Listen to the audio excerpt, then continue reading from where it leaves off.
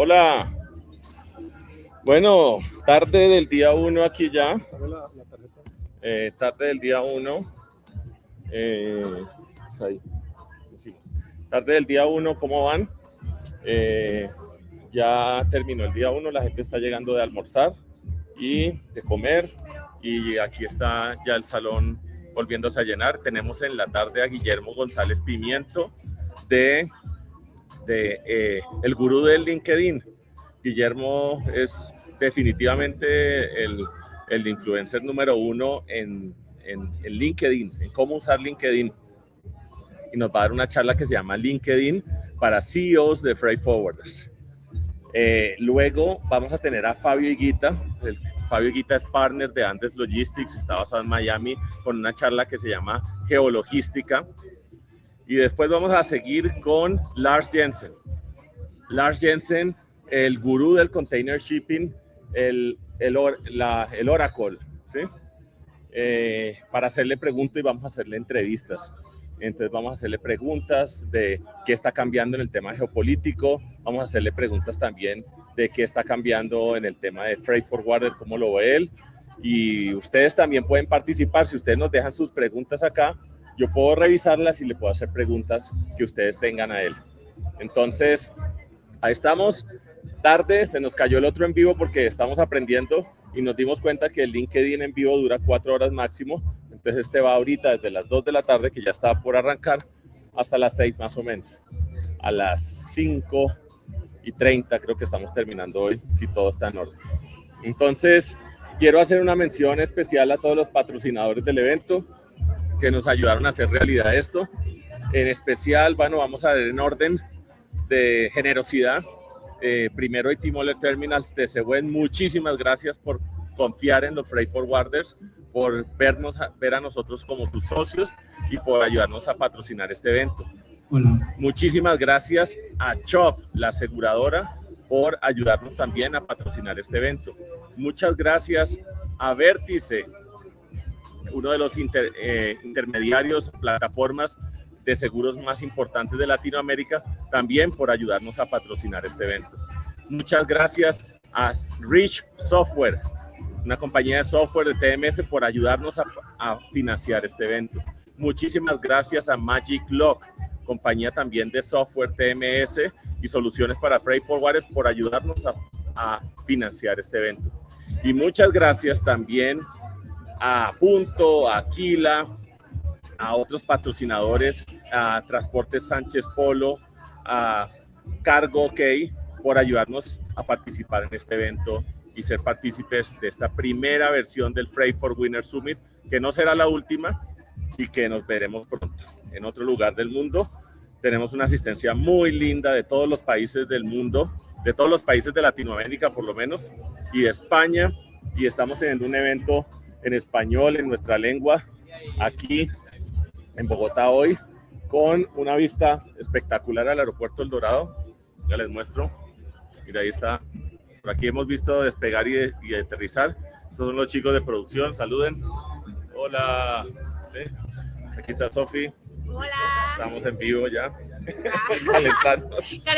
Calentando motores, contándole qué es lo que viene ahorita para que sigan con nosotros. Tuvimos una audiencia bastante buena en vivo y ahorita nos vamos a ver más cosas. Bueno, entonces aquí los dejo. Les voy a poner ya la pantalla. Denme un segundo. Se cayó la pantallita. No, no me aparece. La que te... Espera. Dame un segundo. ¡Qué puntuales somos! Al elevador que me dejó subirme así aprendado, gracias. Gracias. Listo, los dejo entonces con la cámara.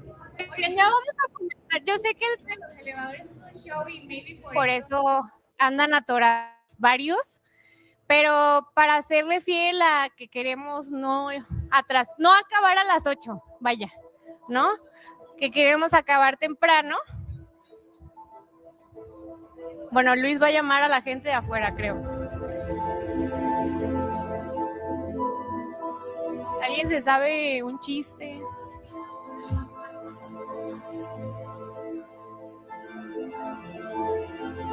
Yo me sé varios.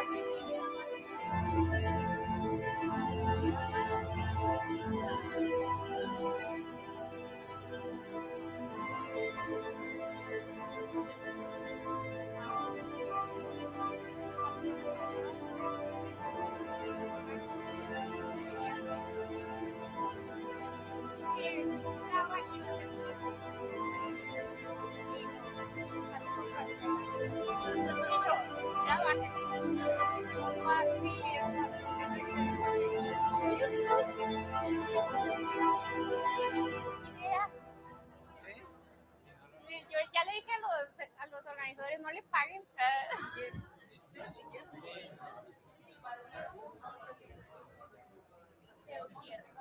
Quiero. Ah, no, me sé otro. Sí, me sé otro. Y es bueno. Es el de con qué comen los logísticos. Los logísticos. ¿Con qué comen los freight forwarders? Contenedor.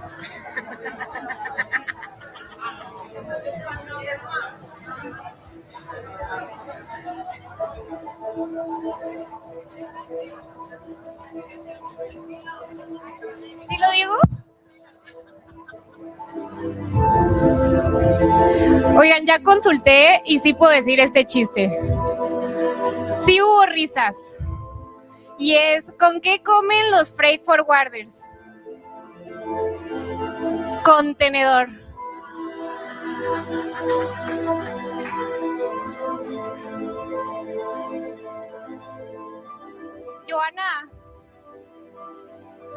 Joana, ¿ya empezamos o no?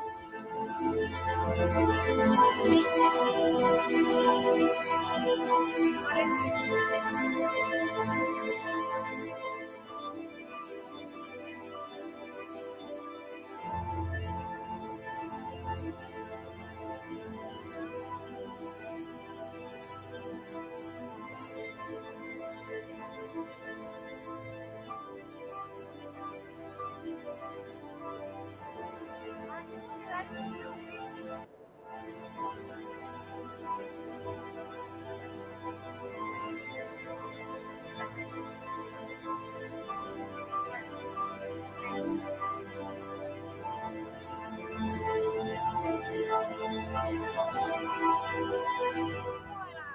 O sea, introduzco a Guillermo y ya empezamos. Ah, listo, entonces podemos darles unos 2 minutitos más para que suban. Entonces hagamos lo siguiente, demos 2 minutos por reloj, yo voy a bajar, mirar quién está abajo.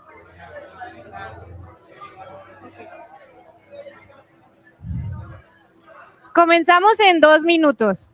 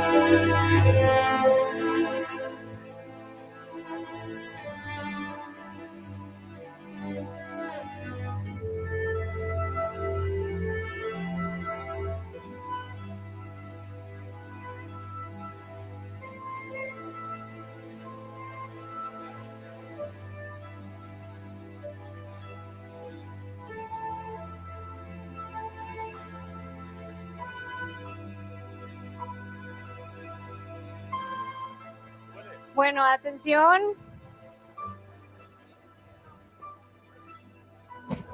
Acá están hablando por teléfono.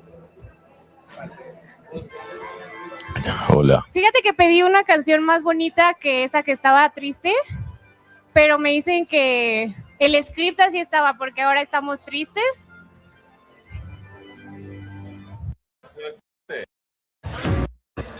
Que ya se va a acabar el día. No sé. Bueno, muchas gracias a todos los que llegaron puntual. Quizás sea de... Ándale. Esa está mejor. Quizás sea de latinos eso de no poder llegar a tiempo. No, pero también, nuevamente, lo de los elevadores está un poco complejo. Pero... comenzar. Les voy a dar un pequeño intro de lo que vamos a vivir a continuación en esta segunda mitad del día. La primera mitad fue como toda esta perspectiva de todos los eslabones que participan al final en la entrega de X producto y sobre todo también la oportunidad de trabajar de los freight forwarders para resaltar en lo que son buenos y también mostrarles ejemplos de compañías que como la de Mario, que está haciendo cosas diferentes y que sobre todo nos sirve como gran ejemplo para todos. También tuvimos un panel de mujeres poderosas y ahora vamos a continuar, como bien decía Luis, con una de las personas más influyentes en LinkedIn, que es Guillermo González Pimiento. Él también nos va a dar una charla tipo TED más larga, ¿ok?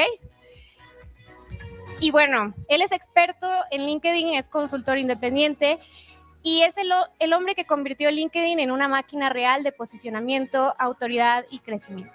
Guillermo ha impactado a cientos de miles de profesionales en más de 67 países y se ha consolidado como una de las voces más reconocidas en Latinoamérica.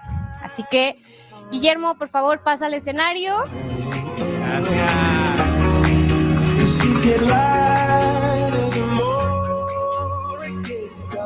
Muy bien, qué bonito ver este grupo reunido. Muy orgulloso de ver la convocatoria que tiene Luis, porque no a cualquiera se le ocurre esta locura de armar un evento presencial. Así que un aplauso para Luis. Y ya podemos ponchar la presentación, por favor. ¿Alguien se acuerda qué estaba haciendo en septiembre 11 del 2010? ¿Sí? Bueno, yo sí me acuerdo perfectamente. 2010. Tomé la decisión de buscar empleo porque estaba súper aburrido en el trabajo en el que estaba y quise buscar empleo de una forma diferente a lo tradicional, no por los portales tradicionales, sino dije, ¿qué pasaría si yo entro a LinkedIn y abro un perfil y con la experiencia que tengo logro que me busquen de multinacionales, de pronto un freight forwarder y me contraten? Yo tenía fe, entro a LinkedIn y me encuentro con un laberinto, completo laberinto, donde me preguntaba muchísimas cosas y llenar el perfil era súper fastidioso, les quiero confesar. Y dije, bueno, voy a llenarlo con lo que tengo en mi CV, mi hoja de vida, pero llegó un momento en el cual LinkedIn me pedía subir una foto de perfil. Y yo me puse a mirar a las personas que me aparecían en el feed, cómo se vestían, cómo era la foto, y lo que encontré fue una tendencia y es que todo el mundo era súper elegante. Entonces yo busqué la foto más elegante que tenía en mi galería de fotos para ese entonces y encontré una foto muy especial, que era esta. Ya va. La foto de la visa americana. Esa fue la foto que yo puse. Esa es mi foto para ese entonces de la visa. Y yo con ese perfil y con esa cara tan amistosa tenía fe de que me iban a llamar. ¿Cuántas personas me llamaron? Claramente era un completo invisible. Sin embargo, yo lo que hice fue que encontré que LinkedIn tenía un buscador y yo eso sí sabía hacer, manejar buscadores. ¿Ok? que maneje bases de datos muy grandes, de más de 2 millones de registros. Y dije, perfecto, la montaña no va a Mahoma, Mahoma va a la montaña, entonces vamos a buscar personas que me puedan ayudar a conseguir ese empleo de mis sueños. Y encontré headhunters, reclutadores, personas de recursos humanos, multinacionales, e invité a conectar a más de 500 personas. Y a ninguna le envié ningún mensaje. Entonces calculen este perfil con esta cara y que les llega una invitación sin ningún tipo de mensaje. Pues me aceptaron 5 personas. Y yo creo que les dio pesar de ver mi perfil con 2 contactos, entonces dijeron ayudémosle. Pero sí pasó algo. Y sucedió que LinkedIn me envió un mensaje que decía, Guillermo, me estoy haciendo un 8 con este, Guillermo, varias personas que has invitado a conectar dicen que no te conocen. Si sigues haciendo spam, te vamos a expulsar. Y entonces yo dije, no, yo me retiro por acá, voy a ir al mundo tradicional, a Computrabajo, elempleo.com para quienes viven en Colombia, y voy a buscar empleo por allí. Sin embargo, mi jefe me dio un gran empujón que hoy le agradezco. Y me despidió y yo salí a emprender. Para ese entonces monté un negocio, que el negocio iba más o menos funcionando, pero todavía le faltaba bastante para yo llegar a un salario que me cubriera lo que me ganaba en el empleo en el cual me habían despedido. Y por alguna razón o circunstancia, mi perfil apareció en las bases de datos, incluyendo LinkedIn, y me llamaron para postularme a un cargo y montar el área de servicio al cliente en el periódico El Tiempo. ¿Lo ubican? Es aquí, era acá cerquita, pero creo que ya lo quitaron. Y yo empiezo a trabajar allí, y cuando ya el área estaba bastante tranquila, me volví a acordar de LinkedIn. Y dije, yo quiero entrar de nuevo a LinkedIn, pero con otro objetivo. Voy a ser viral. Quiero muchos likes, quiero dopamina. Y vuelvo y miro a las personas, empiezo a hacer un benchmark y encuentro a las personas que triunfaban en LinkedIn y que tenían muchos likes. Y vuelvo y encuentro un patrón. ¿Y saben qué publicaban? Frases motivacionales. Y yo dije, yo soy el perfecto, yo puedo encontrar en internet frases, y empiezo a publicar este tipo de frases con ningún tipo de estrategia, sencillamente lo que iba encontrando por donde lo iba encontrando, sin importar el idioma, sin importar el color, sin importar el tema, frase, frase, frase, frase, frase. Y adicionalmente, como yo me sentía un gran copywriter, miren con las frases con que acompañaba, mira el copy. Me encanta esta frase, importante tenerlo en cuenta, muy cierto, me gustó, totalmente de acuerdo, y me sentía así. Nadie me daba like. Y yo decía, yo ya soy elegante, ya quité esa foto de la visa americana y nadie le da like, y por qué a los otros sí. Y estaba cometiendo uno de los errores más grandes que existe en marca personal. ¿Saben cuál es? Uno compararse. Uno debe ser mejor, uno mismo, que ayer. Eso es lo que tenemos que hacer, sí, compararse con gente que ya dominaba las frases motivacionales. Pero yo sí tenía algo claro, yo no me iba a rendir. Y yo iba a publicar cuantas frases fueran posibles para lograr pegarle alguna. Yo dije, en alguna le pego. Sin embargo, ya llevaba publicado 71 posts, y para el post número 72 viví una experiencia muy bonita saliendo del homenaje al Circo del Sol de Soda Stereo, en donde fuimos a comer a McDonald's, y McDonald's estaba repleto. Y vi entrar una persona ciega de gancho del guardia de seguridad. Eso ya me pareció bonito.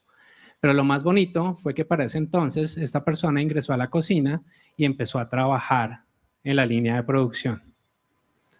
Yo dije, wow, eso no lo puedo publicar en Twitter porque no me caben 140 caracteres. ¿Qué pasa si lo publico en LinkedIn? Y saqué mi teléfono móvil lleno de actitud y mejoré mi copy. Y al mejorar mi copy, si se dan cuenta, pues ni siquiera tenía buenos signos de puntuación ni nada, pero logré que la dopamina llegara. 1024 likes.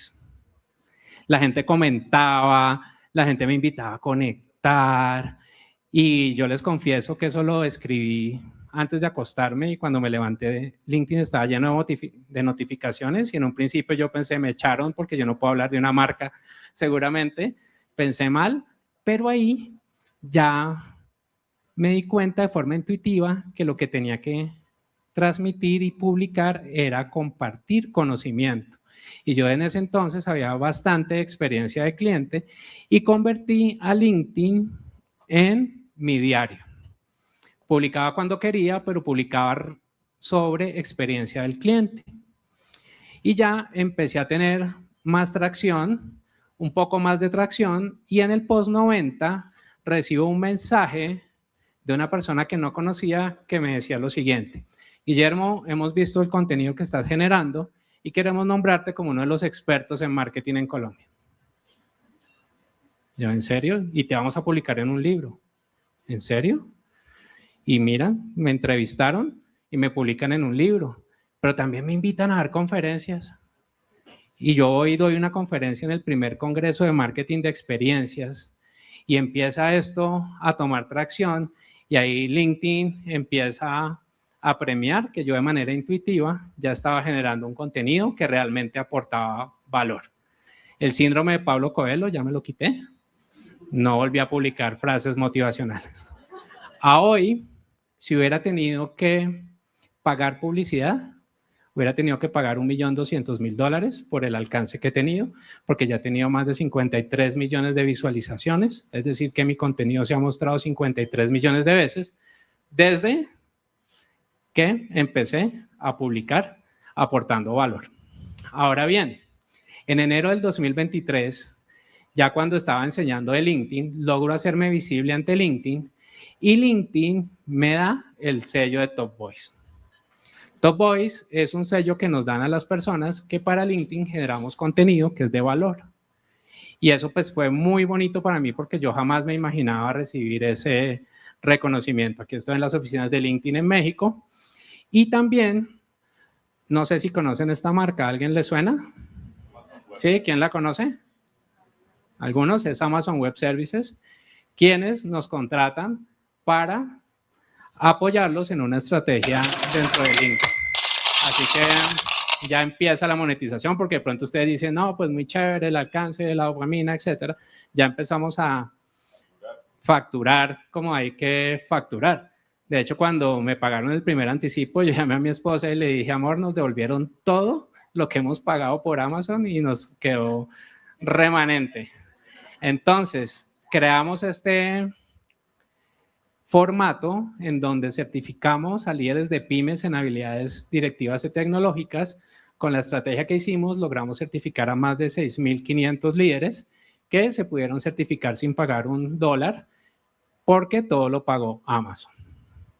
Ahora bien, LinkedIn también me empieza a invitar, imagínense a ese fracasado del contenido, ya LinkedIn lo invita a dar una charla a más de 3 millones de personas que lo siguen en esa página, obviamente no fueron todas, yo enseñando de contenido.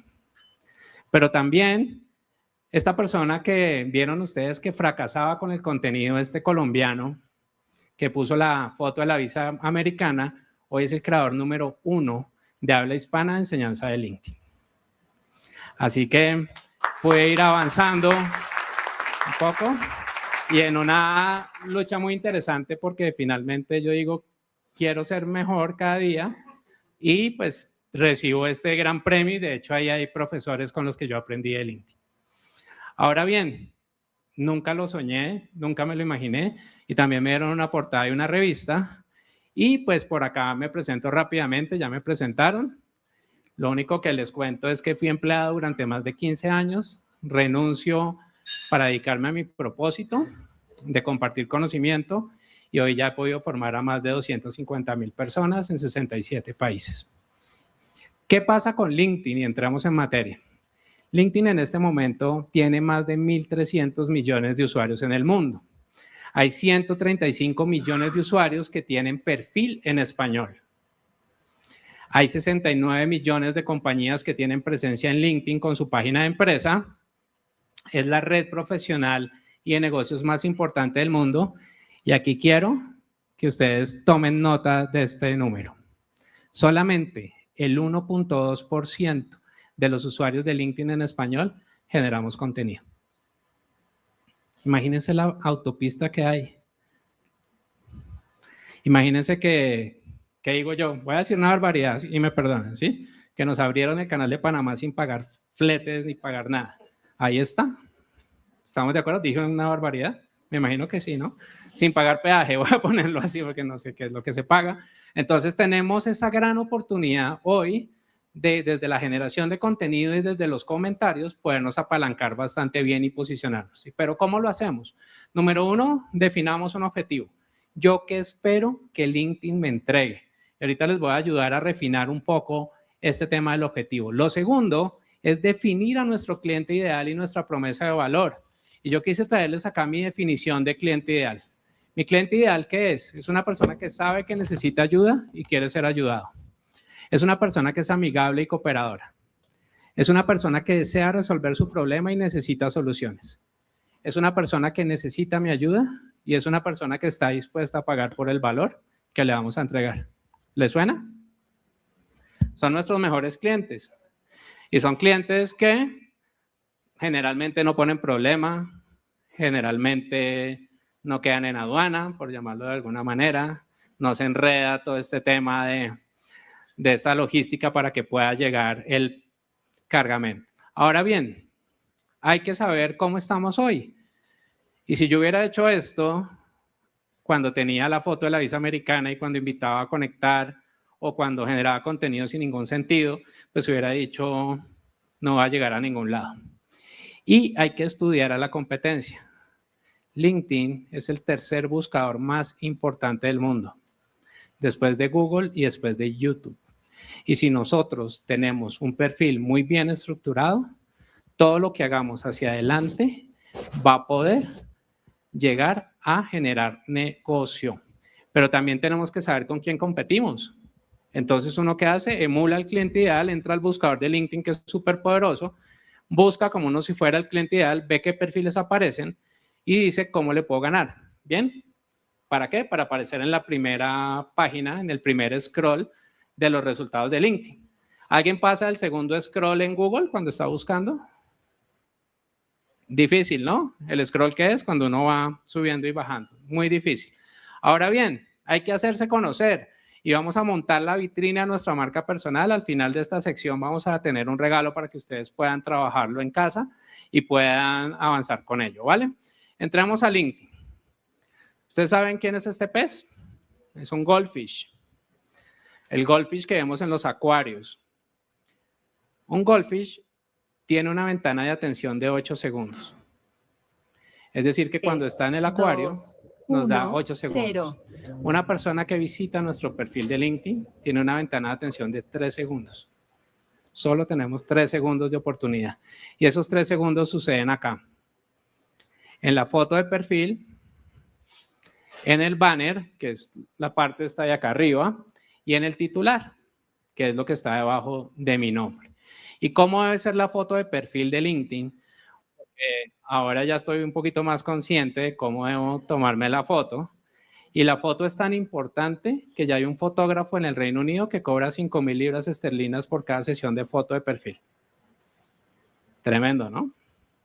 Y la gente ya hace fila para tomarse la foto con él. No quiero decir que vamos a ir y que Luis ahora va a lanzar una promoción para que nos vayamos todos al Reino Unido a tomarnos la foto, pero sí tenemos que tomarnos una muy buena foto. Siempre que hay fotógrafos dicen, me equivoqué, tengo que tomar fotos de LinkedIn, no sé qué decirse más. ¿Cómo debe ser la foto? Y quise traer esta foto cuando estaba más cachetón y con 8 kilos de más, para que vean ustedes cómo no debe ser también. Entonces, fíjense, actual, con una sonrisa auténtica, tratemos de generar empatía. Pensemos que esa persona que está viendo nuestro perfil nos está viendo en presencial, ¿ok? Entonces sonriamos de forma auténtica.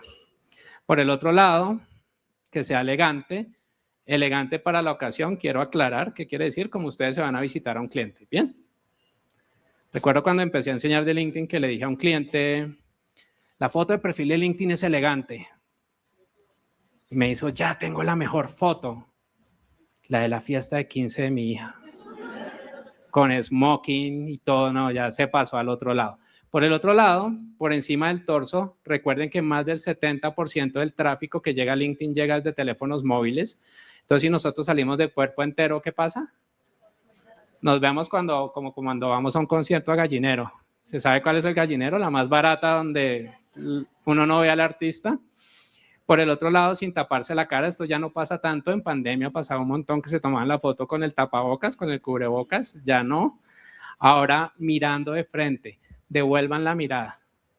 Piensen nuevamente en que se están encontrando a la persona. ¿Qué pasa si de pronto ustedes se encuentran conmigo y yo les quito la mirada? Dirán, este tipo es medio antipático, ¿cierto? Entonces, ojo con esto, porque yo en el presencial tengo chance de decir, uy, qué pena. Estaba en Guillelandia y no te vi. Pero en LinkedIn la gente dice, no conecto, chao. Y que el fondo no distraiga. Ojo con fondos en donde salga una biblioteca, un puerto, un barco, etcétera. Busquemos que el fondo sea de un solo tono y que contraste. Sí, yo no puedo salir con camisa blanca, fondo blanco y yo bien blanco, pues quedo como un fantasma. Entonces ahí también en blanco y negro salimos más bonitos, pero debemos estar a color, ¿bien? Ahora bien, recordemos que ya pasamos los 3 segundos y piensen en que esa persona que está visitando su perfil es como a la persona con la que tuvimos nuestra primera cita. Tenemos que enganchar muy bien con ella y viene una sección que se llama el acerca de, que es en donde nosotros contamos una historia, hablamos en primera persona y vamos incluyendo palabras claves para ser encontrados. Y al final dejamos un call to action que es escríbeme a tal correo, ¿ok? Recuerden, se habla en primera persona. ¿Qué veo siempre en los perfiles de LinkedIn? Copia y pega de la hoja de vida. Ingeniero industrial con especialización en marketing, maestría en marketing digital, certificado en negocios digitales y growth marketing. ¿Qué tal? Qué aburrido, ¿no? Sí, esas son algunas de las cosas que yo he estudiado. Pero ¿qué pasa si yo lo abro de una forma en donde conecto y genero muchas ganas de ir leyendo? Viene la sección de servicios. LinkedIn acaba de crear una nueva forma de dar servicios, y ya está en Estados Unidos, en donde yo puedo generar la agenda, cobrar y dar el servicio dentro de LinkedIn. Y también tiene esta página de servicios que se vuelve como un directorio telefónico. ¿Se acuerdan? Una página amarilla en donde la gente nos va a buscar y si nos encuentra nos puede solicitar servicios. Vienen los destacados, donde es súper importante destacar contenido que me permita generar mayor autoridad. Ejemplo, yo puedo entrevistar a la persona que es una de las que define quién es Top Voice y quién no en México, entonces pues lo tengo en mi canal de YouTube, pero acá tengo algo que se llama un lead magnet. ¿Ustedes saben qué es un lead magnet? Es descarga esto, déjame tu correo y te envío un recurso y después te voy a enviar un par de correos para seguir conectando. Y por acá un testimonio. Así que trabajen muy bien los destacados. Por el otro lado, la experiencia, incluyan logros, por favor, hablen en primera persona. ¿Y a quién le gustaría ir a este hotel? ¿A alguien le llama la atención? ¿Sí? Y si vale $400, 4 noches para 4 personas, todo incluido aún más. Pero si no tiene ni una reseña, ahí ya se me bajaron varios del tour, ¿no es cierto? Y lo mismo sucede en LinkedIn. En LinkedIn hay 2 secciones de prueba social. La primera son conocimientos y aptitudes, donde yo pongo conocimientos y personas que son de mi red van a validar si yo sé o no el tema. Si alguien no me conoce y ve que más de 99 personas dicen que yo sé de LinkedIn, pues le va a dar la tranquilidad, porque imagínense que esos son como las estrellitas del hotel. Y por el otro lado vienen las reseñas, que son las recomendaciones, donde debemos tener mínimo 5 recomendaciones recibidas de personas con las que tenga o haya tenido una relación profesional y que sean mis contactos en LinkedIn, y también dar mínimo 5 recomendaciones. Ahora bien, les dejo este QR rápidamente, donde hay un checklist de perfil de LinkedIn, porque sé que ustedes no lo pueden cambiar ahí mismo, y solamente lo único que tienen que hacer es van poniendo, tengo esta sección, obviamente hay un ejemplo ahí al lado, y pues por allí ya ustedes pueden ir trabajando su perfil. Pero ¿qué pasa? Vamos a encontrar al cliente ideal. ¿Recuerdan que LinkedIn tiene un potente buscador? Podemos encontrar personas, pero ¿qué es lo que está pasando en LinkedIn? La gente está pensando que LinkedIn es como el Tinder. Entonces, ya lo encontré y le mando mensaje de una, oye, tengo bolas antiestrés para venderte, ¿quieres que tengo este CRM para ti? ¿A alguien le han llegado mensajes así? ¿Sí? Y que son automatizados y que uno dice, qué pereza, esta persona ni me conoce. A mí me han llegado mensajes de mi competencia vendiéndome lo mismo que hago yo. ¿Creen que leyeron el perfil? Ni siquiera. Entonces, ojo con eso. Lo vamos a encontrar, pero vamos a trabajar sobre el contenido. Y fíjense el contenido que beneficio nos da. Cuando uno genera contenido de valor, no las frases motivacionales, sino contenido que aporte valor a la comunidad, crea autoridad, credibilidad y confianza. ¿Y eso qué implica? No descuento. Porque ya tengo la autoridad, ya tengo la credibilidad, ya tengo la confianza. Y me llegan empresas multinacionales que me dicen, no, que yo por procurement pago a 90 días. ¿Alguien ha escuchado eso? Yo le digo, pues yo por procurement no arranco sin anticipo. Y me pagan el anticipo. A veces contratan agencias, a veces buscan la manera porque yo ya tengo la autoridad, la credibilidad y la confianza. Y por el otro lado es que nos desliguemos de la dopamina y les quiero decir que los likes no pagan las facturas. ¿Bien? ¿Pagarían ustedes en un supermercado con likes? Tengo 1000 likes por esta carne. Sí, hoy estamos en 2 por 1. Le doy el doble de carne, deme los likes. Le sobraron 3 likes. ¿Aquí se los dejo o quiere donarlos?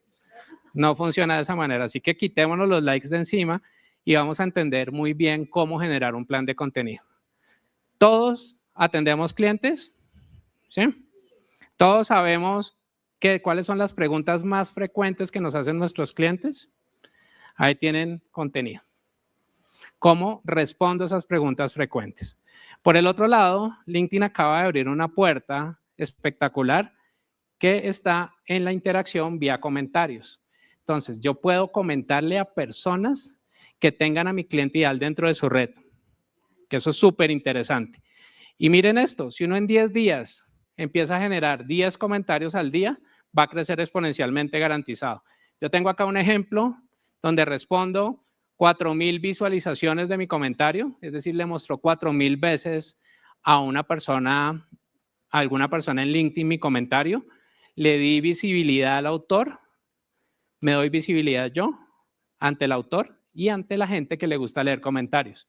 Y cada vez nos gusta más leer comentarios, ¿no? Yo soy bien chismoso y me encanta leer comentarios. Y ahora que estamos en elecciones, aún más de ver cómo se pelean entre todos, me gusta leer comentarios ahí como parte de la relajación. Pero de pronto usted dice, no, Guillermo, pero es que tú ya eres grande. Mira, esta persona que es alumna mía, logra con un solo comentario 213,000 visualizaciones. Y le aparecen oportunidades de negocio. Entonces, desde los comentarios, uno logra generar muy buen resultado. ¿Y qué es más fácil, comentar o escribir de cero? Comentar, totalmente, de acuerdo. Pero, ojo con esto. Ahora que están también de moda los juicios, todo lo que uno diga puede ser usado en su contra. Miren este comentario que me deja mi competencia. Jaja, la misma pelotudez de siempre. ¿Aporta valor el comentario? ¿Suma? Destruye su marca personal. Y en LinkedIn todo queda en histórico, a donde le des like, donde comentes, perfiles que tuviste, etcétera, todo eso queda allí. Ahora bien, diferentes formatos para crear contenido. ¿Y qué? ¿Cómo? ¿Qué cosa? Claro, me hizo un favor, porque, o sea, es como si yo llego y estoy en una conferencia, qué sé yo, y digo, no, tal naviera es pésima. Sí, y en una conferencia gigante, pues, le hago un favor al otro. Entonces, pregúntense ustedes, ¿qué problema crítico de tu industria quieres visibilizar? ¿Qué ideas innovadoras tú defiendes? ¿Cuál es la transformación que representas como CEO o como líder? Y lo más importante acá es entender que nosotros, cuando somos CEOs o somos líderes, somos aquellos cuyo mensaje deja huella, genera confianza y abre oportunidades, porque nuestro nombre inspira autoridad. Y ahora en este gran mundo de la inteligencia artificial, los que somos auténticos, pues vamos a diferenciarnos. Ahora bien, Unos ejemplos de contenido, pero primero los beneficios. Atraer talento. ¿Pueden ustedes creer que una persona que venía creciendo en Rappi se postuló a un empleo que yo generé? Salirse de Rappi para entrar a una empresa tan pequeña y la pude contratar, entonces atraemos buen talento. Por el otro lado, generamos confianza con inversionistas, con cualquiera de nuestros stakeholders. Asimismo, somos un imán de oportunidades, de negocios, de alianzas, de posicionamiento, etcétera, que nos permite pues ir un paso adelante. Y por el otro lado, aumentamos la reputación de nuestras marcas, porque lo que dice el líder se asocia directamente con la empresa. Y la noticia es, de pronto usted dice, no, pues yo tengo mucho trabajo, Guillermo, usted no me va a poner a generar contenido. Un contenido a la semana. Porque ¿qué pasa si generan mucho contenido? ¿Qué van a decir los de la junta directiva? Es que no trabaja, se la pasa metido en LinkedIn porque en la junta directiva no entienden que uno puede programar contenido. Entonces, miren contenido, diferentes ejemplos de contenido, contenido en texto, infografías que hoy funcionan súper bien, unos ejemplos de infografías. Me va súper bien, es el antes y el después.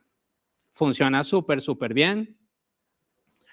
Otro, que yo quería validar un concepto de trabajo remoto, y entonces tomé una foto del Transmilenio, que es nuestro transporte acá en Bogotá, así se ve, no te montes ahí, en hora pico, porque es una empujadera tremenda, y pongo allí 2 horas de desplazamiento para llegar a conectarse por Zoom. Y genero miren lo que logró 2.700.000 visualizaciones. Y yo empiezo a decir, ¿qué harías con 32 horas libres al año? 32 días, ni horas, 32 días libres al año. Y cuento que mi equipo ya lo decidió porque ellos pueden trabajar desde donde quieran. De hecho, yo les dije, vamos a trabajar híbrido. Vengan a la oficina cuando quieran. Nunca quieren. Tengo una oficina que se convirtió en mi tercer cuarto porque nadie va ahí. Entonces yo cada vez le voy poniendo más cosas cuando mi esposa dice, ¿usted tiene muchos discos? Para la oficina me los llevo. No sé qué. Entonces, allí en ese contenido la gente etiquetaba a los jefes. Si vio jefe, a mí me toca a mí siempre así. Regáleme 32 días libres en vez de vacaciones, no sé qué, si sé más. Lo otro son contenidos en PDFs, encuestas. Las encuestas son muy bonitas porque uno sabe quién votó por cada opción y les ayuda a perfilar muy bien. Por el otro lado, tenemos ya artículos vía newsletter y tenemos en vivos. Luis está hoy transmitiendo en vivo. Estás transmitiendo por LinkedIn en este momento. Hola LinkedIn, hola YouTube, todas las personas que nos están viendo. Y yo hago entrevistas. Esta entrevista es con Alberto Mario, quien fue el presidente de L'Oréal para 11 países. Hoy lo trasladaron a México a un cargo de innovación. Y al hacer en vivo, ¿qué pasa? Genera conexión con las personas. Los otros son videos verticales. Y lo otro es que ya LinkedIn nos permite crear newsletter, que por ejemplo, si ustedes entran hoy a mi perfil, Guillermo González Pimiento, ven el último contenido, es una reflexión que hice sobre un libro que me envió LinkedIn que habla de la inteligencia artificial y el futuro del empleo. Y hacer los envíos que ya les conté. Ahora bien, ¿quién cree que LinkedIn es aburrido? Que no levante la mano Luis, porque Luis es quien nos genera felicidad a todos en LinkedIn. Pues muy bien, LinkedIn no es aburrido. Miren este meme. 2.400.000. Patricia Fernández de Betty la Fea. Cargo actual, secretaria de presidencia. En el otro, CEO de mi propio glamour, vicepresidente de finanzas, 6 semestres de finanzas en la San Marino y todo este tipo de cosas. Y yo estoy enseñando que ella es la reina del anti-networking. Y cala muy bien. Y cada vez que voy mal en contenido, me reciclo este contenido y ¡pum! Otra vez. Lo tengo con Freddy, lo tengo con diferentes personas para poderlo ir rotando. Así que, por otro lado, me gustaría que levanten la mano quienes quieren aparecer en las primeras posiciones de Google. Todos. ¿Quieren sacar sus celulares? Busquen estadísticas LinkedIn 2026. Así rápidamente en Google. Y el primero que encuentre un contenido mío en primera posición, grite bingo.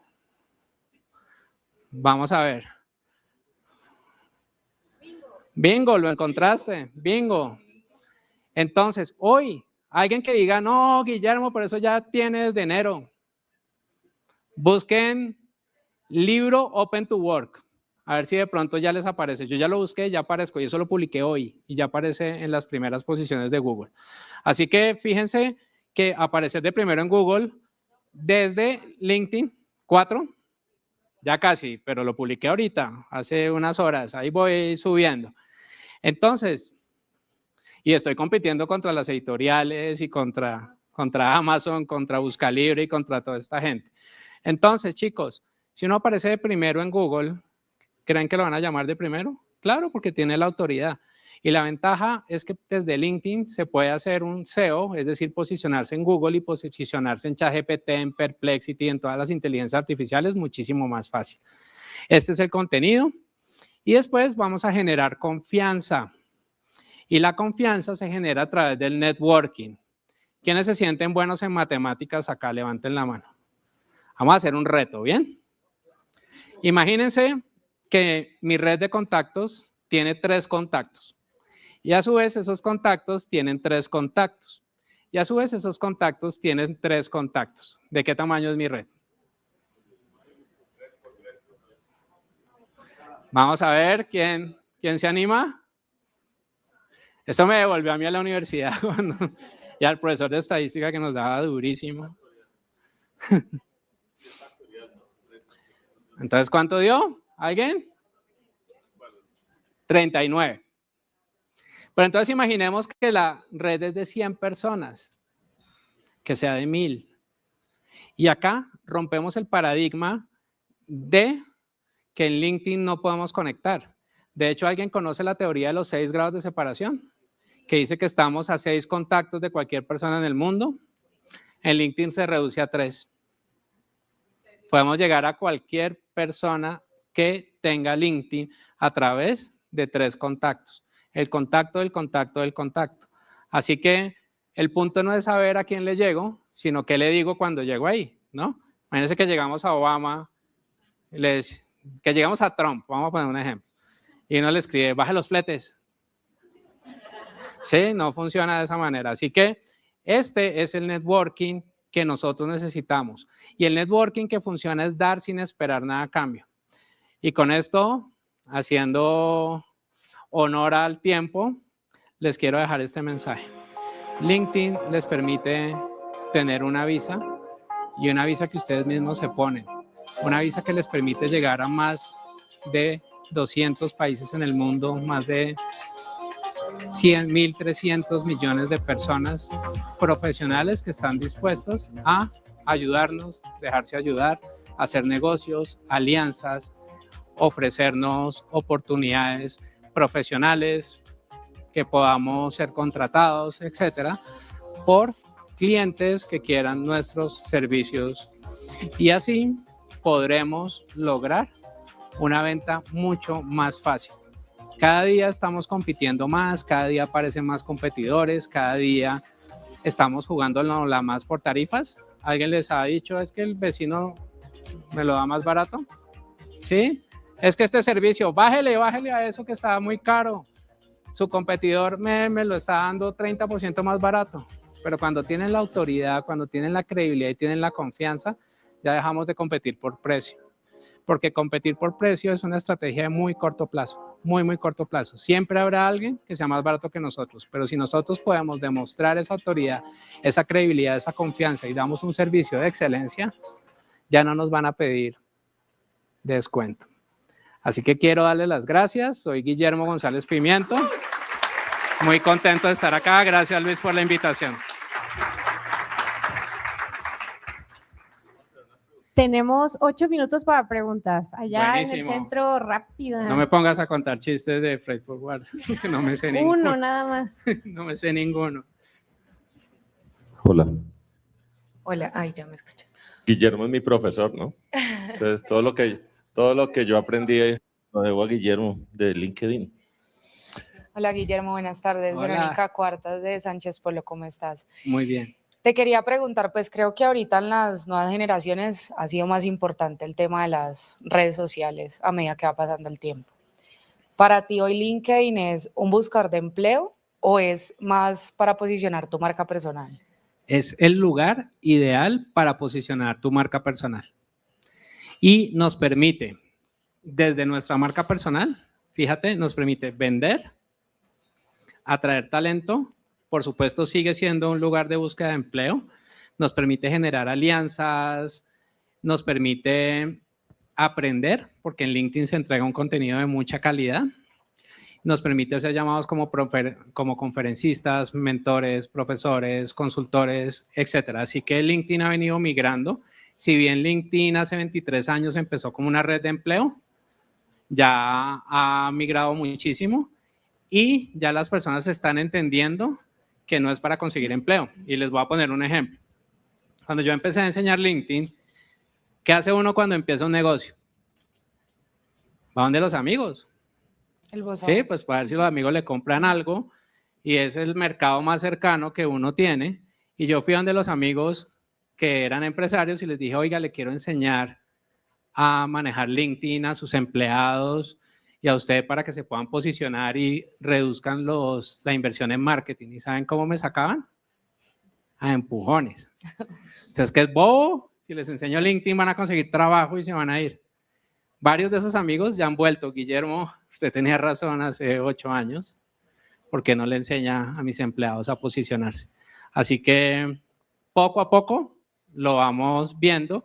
Y si bien hay generaciones jóvenes dentro de LinkedIn, hay un número de tomadores de decisión bastante importante en la plataforma. Y hay algo que de pronto alguien lo está pensando y es, ¿qué pasa con los tomadores de decisión? Los tomadores de decisión, en su gran mayoría, nunca te van a dar un like, nunca te van a comentar tu contenido, pero de pronto se encuentran con ustedes en el club, se encuentran en tal lado, se encuentran en una reunión como esta y dice, oiga, me gusta el contenido que estás generando. Y a veces uno dice, oiga, pero ni un like le ha dado ni nada. Y más del 90% de las personas que me escriben por interno para pedir mis servicios, nunca han interactuado con mi contenido, pero nos están leyendo. Yo a eso lo llamo el engagement fantasma, el cliente silencioso. Así que no nos obsesionemos de que no tenemos alcance, que no tenemos likes, porque ahora viene algo muy bonito y es que LinkedIn se volvió evergreen. LinkedIn se volvió como YouTube. Si ustedes buscan algo en YouTube y el mejor resultado es un video del 2009, les va a mostrar el video del 2009. Ahora LinkedIn está mostrándome mi contenido de hace 3 años. Entonces, vayan sembrando, larga vida al contenido. Te amplié un poco la respuesta, sí, pero sí. Quería dale, Guillermo, dar claridad. Por allí ahí tenemos otra. Buenas tardes, Guillermo, gracias por la información. Soy Marcial Calvo de Fr8ight. Ahorita que Luis dijo que tú habías sido su profesor, bueno, Luis ha sido mi profesor, y así como una carambola, y puedo decir que en un año yo modifiqué mi perfil de LinkedIn gracias a las clases de Luis.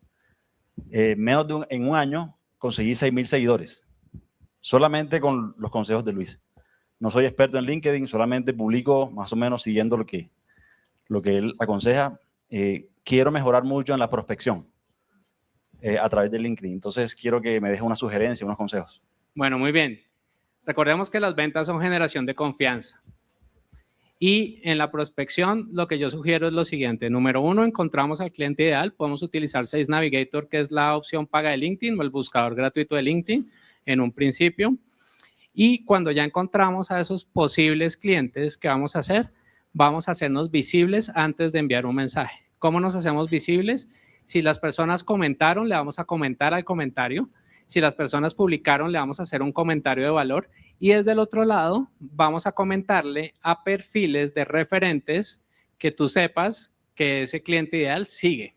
¿Bien? O por lo menos lo intuyas. Porque vas a llegar, como tú dijiste, de rebote, vas a llegar allá. Ya cuando tienes esto, vas a abrir una conversación. Y una conversación en donde tú vas a aportar valor, que es donde las personas fallan muchísimo porque dicen, listo, ya me aceptó. Sí, swipe que en Tinder, que es right o left.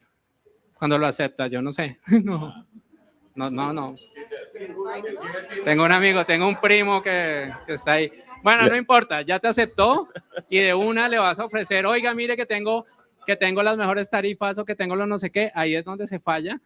La idea es preguntarle si quiere que le aporte valor. Entonces, oye, Pepito, fíjate que tengo un documento que te puede interesar en el cual enseño cómo reducir los costos de logística en un 3% al año. ¿Te interesa que te lo envíe?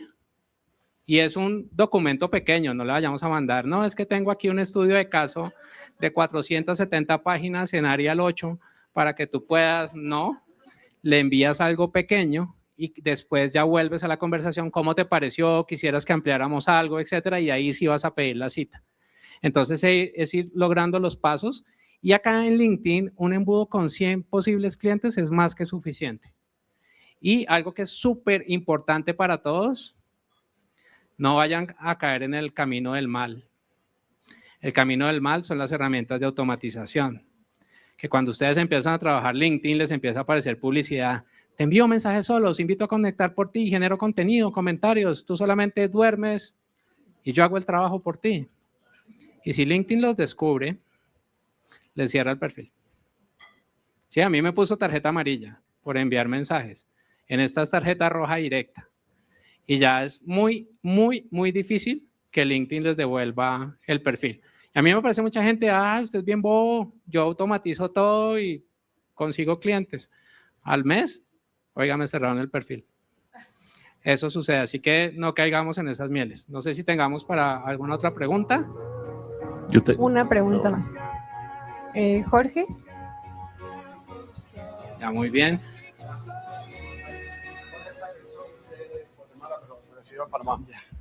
La pregunta que tengo es, hoy en día también está lo de ChatGPT, la gente ya ni lee. O sea, agarro lo tuyo, lo meten, no estoy diciendo que lo hago, y una vez te responden y listo. ¿Y cómo te das cuenta? Porque le enseñaste vos muy bien a él y él nos ha enseñado a nosotros, leer la rayita, la vaina, el emoji, ya esa vaina ya ni la leyeron, ni la leyeron.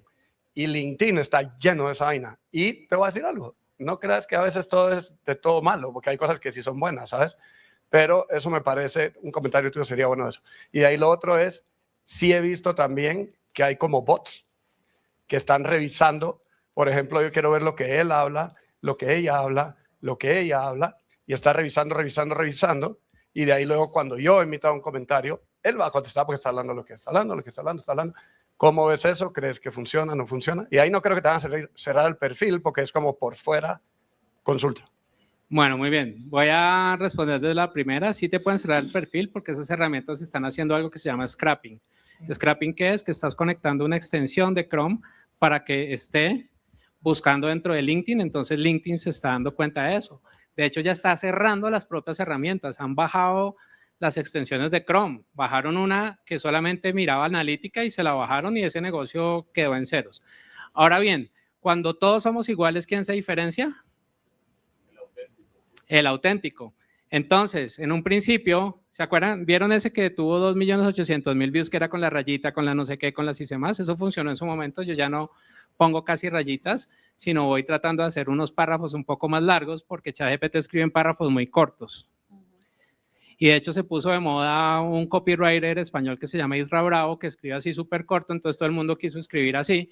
Y cuando ya se ve ese contenido, la gente lo repele. Y fíjate que ya llevo analizados 2.000 posts y el 52% fueron escritos con ChatGPT básico. Pero básico es, yo digo, a lo bruto.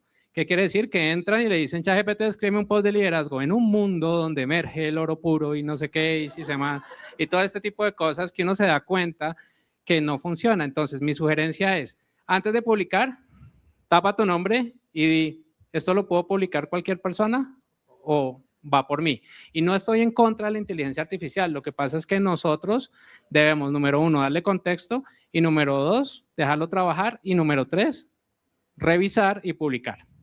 Entonces yo ajusto y publico, porque ChatGPT me ayuda muchísimo a encontrar insights que de pronto no sé, de dolores de cliente ideal y todo este tipo de cosas, pero también hay que entrenarlo muy bien. Y ahora con Cloud, lo tengo con el cerebro súper bien entrenado de cómo escribo, cuáles son los puntos de dolor, qué me gusta, qué no me gusta, etcétera. Entonces es muchísimo más fácil uno llegar a un contenido que sea más auténtico. Yo quisiera una recomendación que nos pudiera dar para convertir nuestra experiencia operativa en contenido sin regalar el know-how que nos diferencia. Bueno, muy bien. Y esta pregunta me la hacen con frecuencia. Dicen, pero si yo publico lo que sé, pues ya nadie me va a contratar. O la competencia me va a copiar. Sí, o la competencia me va a copiar. Lo que pasa es que yo publico el qué. El cómo es lo que tú sabes, cómo hacerlo. Entonces acá genera contenido y el plan de contenido que mejor está funcionando en perfiles como el de ustedes es, uno, storytelling, contar ese antes y ese después, ese problema que tuvieron y cómo lo resolvieron. La gente conecta muy bien porque dice, wow, vive este problema, lo pudo resolver. Dos, contenido de autoridad, en donde tú muestras cómo se hace un proceso y qué haces en un proceso. Y las personas dicen, perfecto. Y por el otro lado, contenido en el cual tú generas reflexiones sobre algún tema. No te dé miedo de compartir tu conocimiento, porque la gente puede ver, vamos a poner un ejemplo. Canal Gourmet, ¿ustedes ya almorzaron todos? Ah, bueno, entonces no hay problema. Canal Gourmet, está el chef haciendo una paella espectacular. ¿Les enseña todo lo que tienen que hacer para hacer la paella? Él enseña todo. Él dice, saque el azafrán, no sé qué, el arroz, no sé qué, vamos a sacar estos mariscos, métalos acá, póngalo a tal temperatura. Sí, él enseña todo. Y yo les digo que yo veo a ese chef y voy a hacer una paella y quemo el arroz de entrada. A pesar de que él me dijo, póngalo a no sé cuánto, así se más. Entonces, ¿qué digo? Yo quiero trabajar con el chef. Así que no te dé temor y entremos en un momento en donde sea más compartir, menos competir. Y yo a ustedes les doy un aplauso porque ustedes son competencia, ¿es cierto? ¿Sí? ¿Y almorzaron juntos? Sí. Y entonces uno llega y hace catarsis, ¿no? Sí. Y si no le pasó esto, sí, a mí también, no sé qué, sí, sí, y eso funciona súper bien. Así que no te preocupes por eso, porque adicionalmente tú lo estás diciendo y cuando tú lo dices de primero te conviertes en la referencia. Y va a pasar algo. Cuando empiezan a generar contenido de autoridad y les empiece a ir bien, los van a copiar. Y recuerden esto, se van a acordar de mí siempre con esta frase o con esta anécdota. A un chino que copiaba las carteras finas, ¿sí? Las de Lowe, Louis Vuitton y todas estas, le preguntaron que por qué falsificaba las carteras. Y él dijo lo siguiente, yo no falsifico, yo rindo homenajes. Así que cuando los copien, ya saben, les están rindiendo un homenaje. ¿O han visto?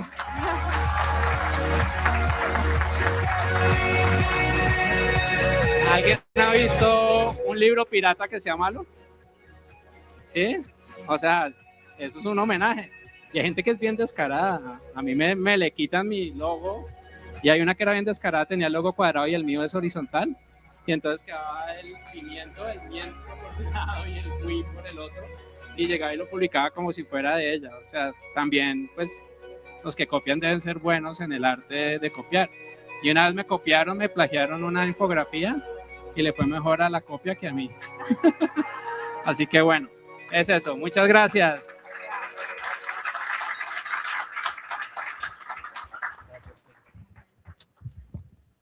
Muchas gracias, Guillermo. La verdad es que yo creo que ya muchos de aquí han descubierto un poco estas maravillas ocultas de LinkedIn y mucho también en parte por todo lo que comparte Luis Ángel, así que gran sesión. Vamos ahora con Fabio Higuita. Fabio es partner en Andes Integración y Logística, el freight forwarder que entendió que el verdadero negocio no está en mover carga, sino en crear valor alrededor de ella. Así que, Fabio, por favor, toma el escenario. Gracias. Muchas gracias. Buenas tardes. Qué rico estar acá, mi familia logística. Aquí no hay competidores, solo somos familia y amigos y es un gran placer compartir este espacio con ustedes de aprendizaje. Entonces, tomándome ahí la autoría, como hacen algunos señores los domingos, por favor, nos ponemos de pie. ¿Ya saben de quién les estaba hablando, no? Esto es porque, claro, esta es la hora pesada, viene el almuerzo, así que solamente un estironcito de espalda, respiramos profundo y nos vamos a sollar esto que estamos haciendo hoy, que es desaprender para aprender. ¿Sí? Así que muchas gracias. Lo primero que, según la teoría del test, ya nos podemos sentar, es empezar todo el proceso de una charla y contarla como historia. Y la primera historia que yo quiero contarles es acerca de los temores. Antes de los temores, hay dos cosas que son muy fuertes para mí. La primera, un temblor de tierra en México. Cuando te toca por allá en un edificio, eso dice uno, Dios mío, ¿qué es esto? Yo creo que nadie tiene esa sensibilidad de un temblor de tierra tan fuerte como mis amigos mexicanos. Y la segunda es una llamada de Lucho Mera. Dice uno, ay, güey, puta, ¿ya qué pasó? Tuve esa buena fortuna de conocer a Lucho hace mucho tiempo y ya con una llamada de él ya uno sabe como que algo detrás viene, así que sospechoso. Y lo primero que me dice es, Fabio, vamos a hacer este ejercicio y ¿cuál es tu superpoder? Cuéntale a alguien de tu superpoder. Y yo digo, pero ¿cuál es? Y yo soy un cristiano que ama la logística y no sé mucho más de las personas que tengo enfrente y me pongo a hacer como toda esa memoria y lo primero es esa clase que no quería escuchar. Esa clase que no quería escuchar está muy relacionado con este título que es la geologística. Tal vez muchos de ustedes no han escuchado ese término en ninguna parte porque literal no existe. O existe la geografía o existe la política, pero la geologística no. Y es parte del origen, incluso del mismo componente de las palabras de origen griego y nosotros venimos a todos los días hablamos de logística y es un movimiento lógico. A los matemáticos les decían los logísticos en aquella época o los lógicos en la época griega y geo pues obviamente relacionado con la tierra. Entonces entendí que algo que me gusta hacer por mi trabajo es leer el mapa antes de mover la caja. Es interpretar qué está pasando, qué me está diciendo un mapa en mi industria para yo saber cómo le voy a dar la información a mis clientes, que ya los escuchamos esta mañana en sus dolores, y la mayoría de ellos es, hábleme la verdad. Nosotros entendemos que hay cosas que controlan y cosas que no controlan, pero hábleme la verdad. Y mucha de esa verdad no se las podemos decir porque no interpretamos bien la lectura del mapa. Entonces me acuerdo de Inés Alicia, mi profesora hermosa, 6 de la mañana, cuando empezaba a hablar de cómo los imperios romanos iban colonizando Europa. Yo decía, esta mierda, ¿para qué le va a servir a uno? Perdón, Inés Alicia. Y resulta que terminé entendiendo que es el poder de cómo se interpreta y cómo el poder se puede expandir. Y hoy en nuestra industria tenemos un grupo muy poderoso que son las líneas navieras. Esta mañana Andrés mencionaba el oligopolio y es que muy pocos oferentes controlan un mercado. Literal, qué ganas de pelear uno cuando algo pasa, pero ¿para qué si a los 5 minutos vas a tener que llamarlo a pedir un favor o a plantearle otro negocio? Entonces tenemos que entender muy bien a qué hace referencia y básicamente eso nos lleva a entender el mapa.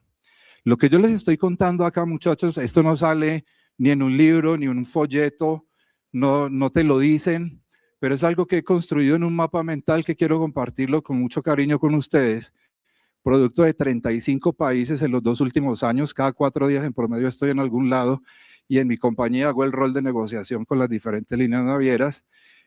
Y para poder entender eso, entendí que en este sector, Europa Norte, están la mayoría de las líneas navieras con casa matriz en Marsella, Ginebra, Copenhague, donde están esos headquarters que por siglos llevan navegando.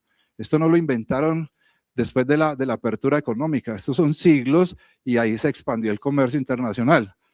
Entonces ellos son los más fuertes, pero también hay otro grupo de navieras que están en China y ellos lo que hacen las navieras de China es proteger la producción, porque todo el factor de producción lo tenemos o en China o en India, y ellos dicen, hey, ¿por qué vamos a dejar que estos europeos vengan y se nos lleven la carga? Nosotros la hacemos, nosotros mismos la mandamos.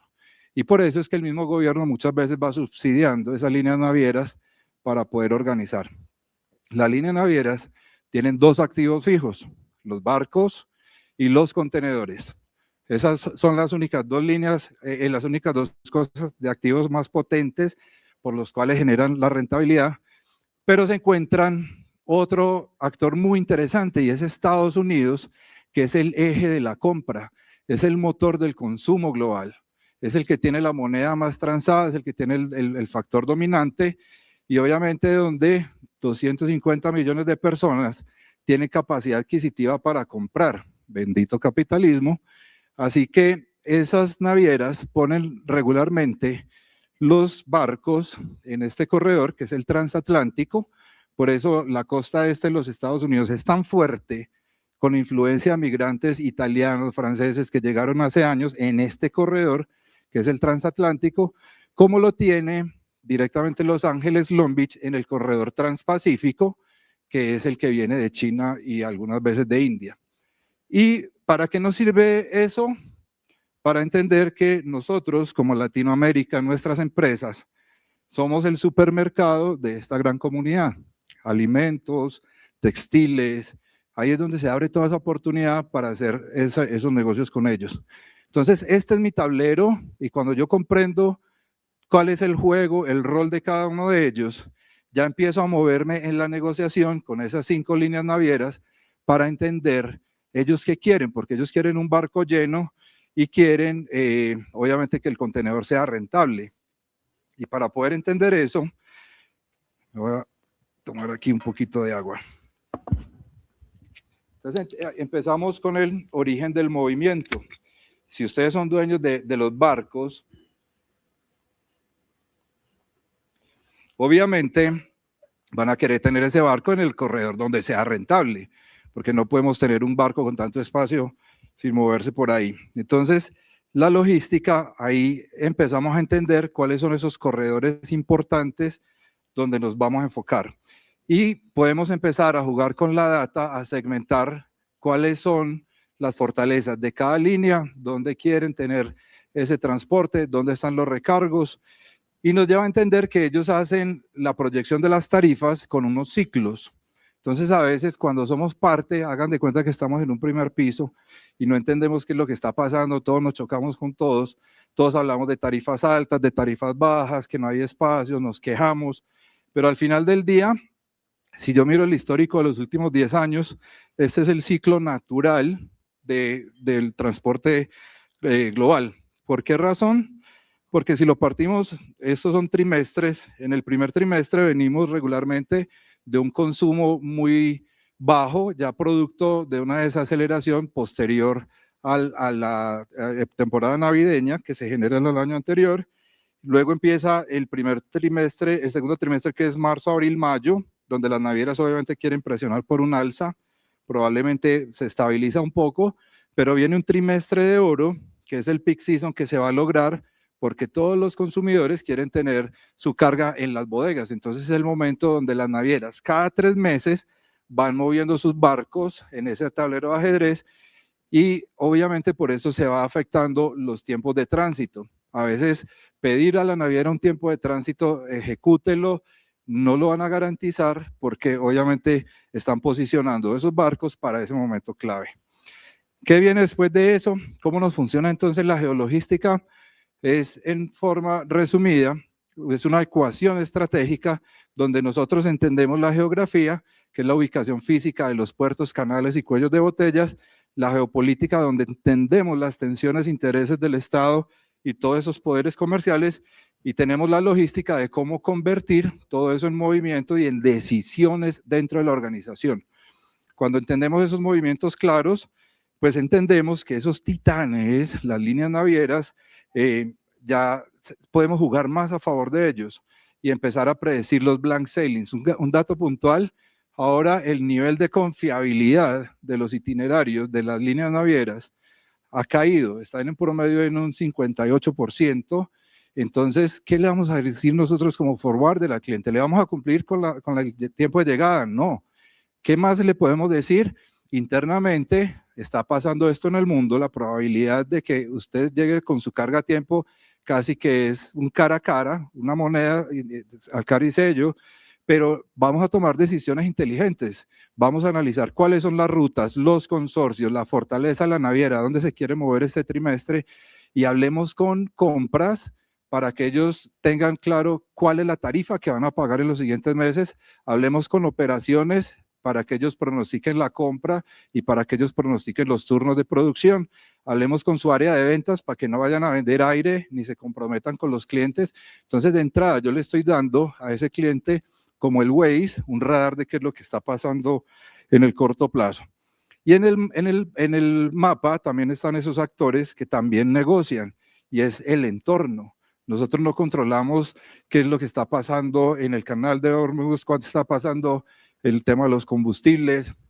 Como yo también soy chismoso, me fui hace como 2 semanas que estuve en una feria de la UACO en Atenas y me di una pasada por Egipto, así muy cerquita, para entender qué estaba pasando eso realmente en Israel y el impacto que vamos a tener, y decir, ya con eso construyo estos siguientes 2 meses de lo que puede estar pasando con nuestro negocio. Entonces, tenemos evolución de servicio, columna izquierda, cuando transamos con nuestros clientes, el precio del flete, el que cotiza se está enfocando en una transacción y dice, esta es la tarifa de hoy, y están ignorando los riesgos de lo que va a venir a futuro. Pero cuando nosotros interpretamos ese mapa, estamos diciendo, este puerto tiene congestión, esta ruta tiene una sensibilidad, vamos a buscarle la comba al palo en otras palabras. Esa brújula de geologística, entonces, ¿qué es? ¿Cómo es esa lectura? Uno, lo más central y lo más importante, como seres humanos tenemos que entender nuestra capacidad de entendimiento. La tecnología llega, la información es mucho más rápida que hace 20 años, tenemos que ser mucho más analíticos, tenemos que comunicarnos más con la gente, tenemos que tener más flexibilidad, y con base en eso, pues vamos a poder aplicar esos conocimientos a lo que estamos necesitando. ¿Qué necesita hoy nuestro cliente? El contexto. Él no necesita una tarifa. Muchas veces la tarifa es relevante, es importante, pero si nuestro cliente no tiene la tranquilidad, nosotros como forwarder vendemos aire. Si nosotros cojamos esto y decir, sí, esto es una pasta, tiene una densidad de no sé cuánto, pesa tantos gramos, ensáyelo. Pero a nosotros no nos pueden ensayar. Es una llamada, es tu voz, es que creen en ti, es que tanto sabes. En tu teléfono, ¿a quién tienes para que te llamen y resuelvas un problema? Frase de autoría de Gloria Vasco. Entonces, nuestro cliente quiere contexto, es interpretar el mundo antes de que esa caja se mueva. Esa es nuestra responsabilidad. Esa es nuestra responsabilidad. ¿Qué tenemos ahí entonces? Básicamente que una caja la mueve cualquiera de nosotros, pero tenemos que empezar a entender cómo lo vamos a hacer de manera diferente. Esa es como la única forma de que podamos sobrevivir, subsistir y anticipar. Hoy en el mundo, más forwarders tienen control de la carga que las mismas líneas navieras. Lo hablaba con mis colegas en el almuerzo. La naviera no está en capacidad de atender tanta gente, tantos clientes. Como forwarder tenemos todavía una oportunidad importante de generar confianza y brindar soluciones. Así que, siendo respetuosos con el tiempo, Fr8ight, un servidor, un amigo, y que sigamos disfrutando. No sé. Gracias, Luis, por la invitación.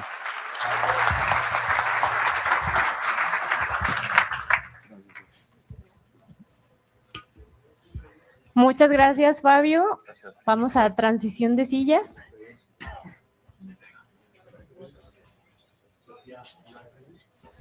No.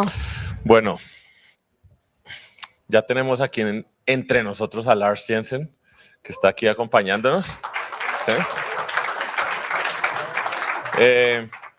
We're gonna switch to English. If anybody does, si alguien de ustedes no domina todavía el inglés, allá atrásito tenemos una mágica de estas cosas que se pone uno en los oídos, pero la parte de entrevista obviamente con Lars la vamos a hacer en inglés. Entonces, si hay alguien todavía con el inglés un poquito rusty, sin pena, allá atrás hay audífonos, tenemos traducción en simultáneo y se pueden enterar de lo que Lars va a contarles. Un aplauso, por favor. Bueno, y la música.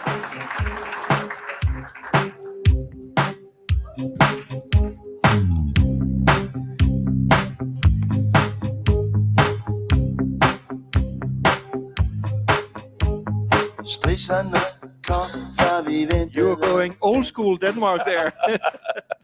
The song is a very famous Danish singer called Kim Larsen. Yeah? 1984, that song. Yeah. So I knew he was going to recognize it immediately. Okay, That was Lars. a very good welcome. So, Lars, anybody knows Lars? Raise your hand if you know who he is. Okay. Wow. Lars is an expert in container shipping. Yeah. He used to be kind of, when I met him, we used to work in Maersk, in the same floor in Maersk. And he used to be kind of the intelligent guy, the guru where Maersk go and try to figure out the future. And Lars has kind of grown that role now independently.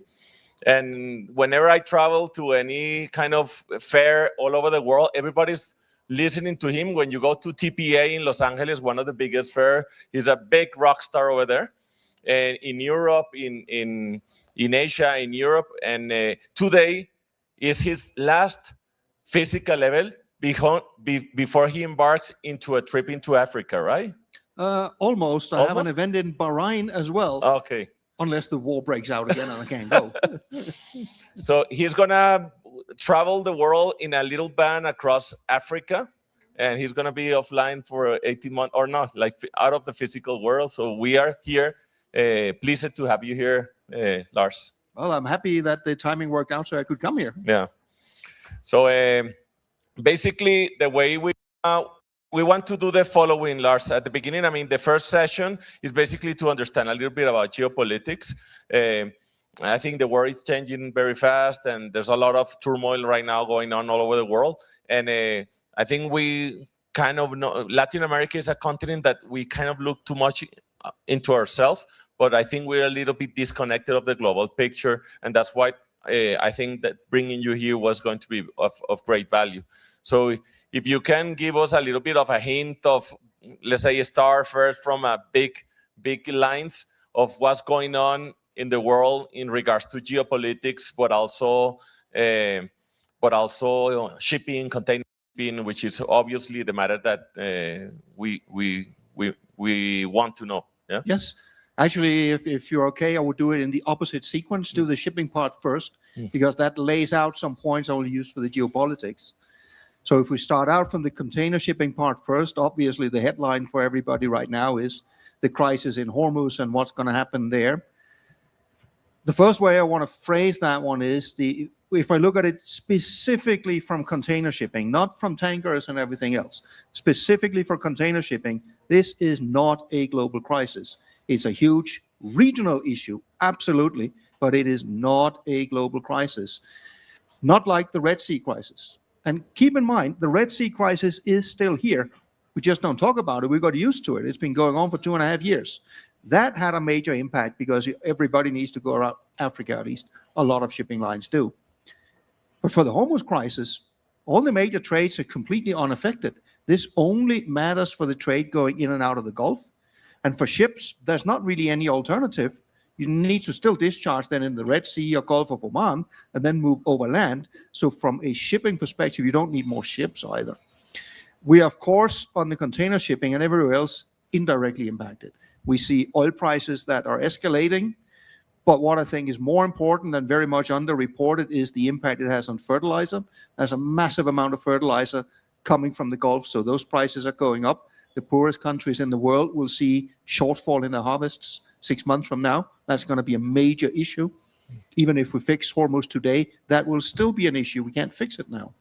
We have shortfall for plastics. We're going to have shortfall for helium and therefore container ships. We have shortfall in aluminium. There's a whole host of ripple effects that are going to come.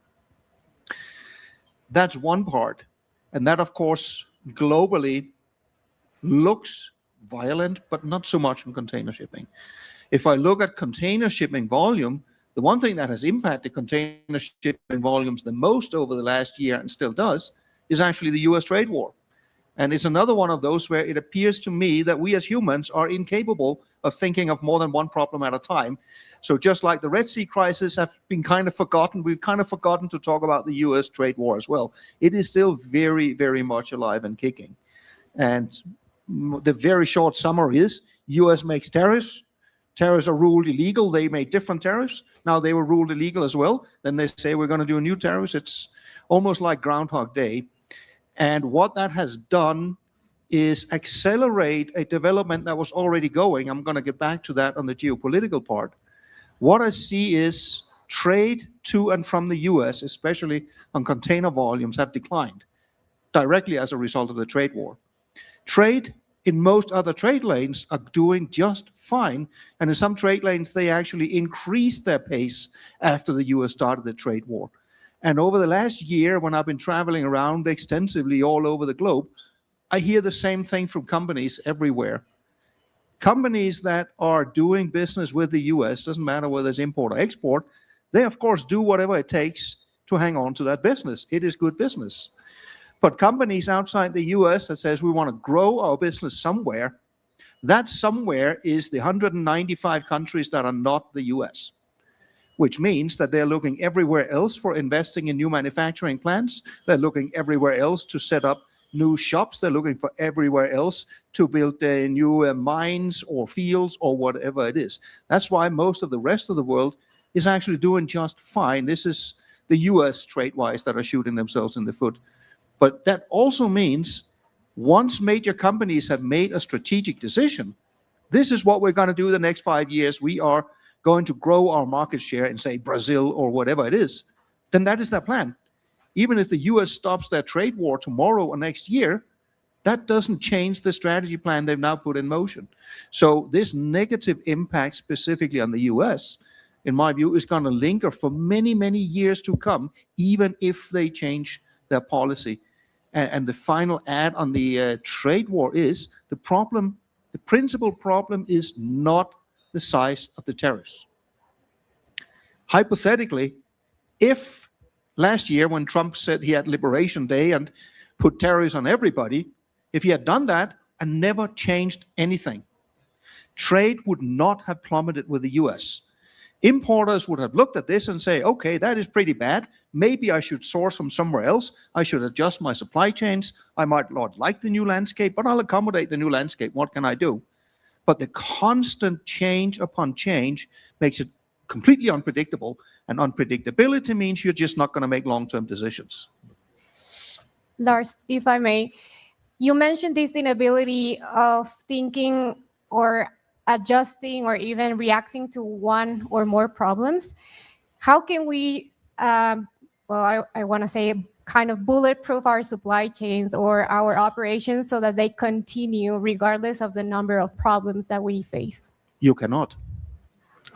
No, that is genuinely the honest answer. And this is also where we get slightly into the geopolitics. With the risk of being relatively long-winded, let's go back to the pandemic. When we had the pandemic, we had major supply chain disruptions, and the watchword was, we're going to make our supply chains more resilient. Then we came out of the pandemic, and what I saw in container shipping was all the clients, also the ones I spoke to, that spoke about resilience. Once freight rates came down, nobody cared. It was only about, I want to get the lowest price. Then the Red Sea crisis came along, and suddenly resilience was back on the table again. Then the Red Sea crisis was sort of coming back down. Everybody was talking pricing again. Now the Hormuz crisis started, resilience. The way I see this one is, and we'll get into the geopolitics later, the world is going into a phase where you cannot bulletproof your supply chain. You will be subject to geopolitical forces that are unpredictable. And if you are a company and say, well, then we really do want to diversify, we do want to be resilient, then I can also show you a company that is unlikely to succeed. This sounds odd, but here's how I also see it. In this industry, resilience typically equals waste in the supply chain.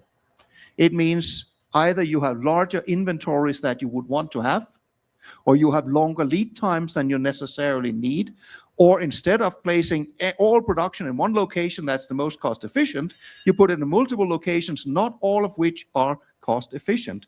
So resilience equals cost. And when the market suddenly has massive amounts of excess capacity and there are no problems, if you are the resilient company, rest assured you will see competitors saying, we're just going to focus on lowest cost. You might then sit there and try to tell your board, yes, they are much more profitable than us, but we are more resilient. Just wait until the next crisis. That might be 6 months or 6 years from now. We don't know. Trust me, bro, we'll get there. That is not going to fly in front of the board. So even if we theoretically could make this resilience, nobody in reality wants to pay for it, at least not the end consumer. Because keep again in mind, in the logistics business, we are just the middleman. At the end of the day, it boils down to the end consumer. They see the price at the shelves. They don't really care whether that supply chain was resilient or not when they're standing at that point of sales. Lars, when we start looking, I mean, the first effect of Trump into Latin America was this kind of boom into Mexico, right? Like everybody was going to think like nobody's going to manufacture in China, everything is going to move to Mexico, let's build factories, warehouses, everything, and now the aftermath is not as, is a little bit of a hangover, yeah? So what do you think is likely to happen in regards to Latin America and all this geopolitics? Because at the beginning, in the first place, we were very optimistic. Now we're a little bit like shake. Yeah. What's your feeling about that?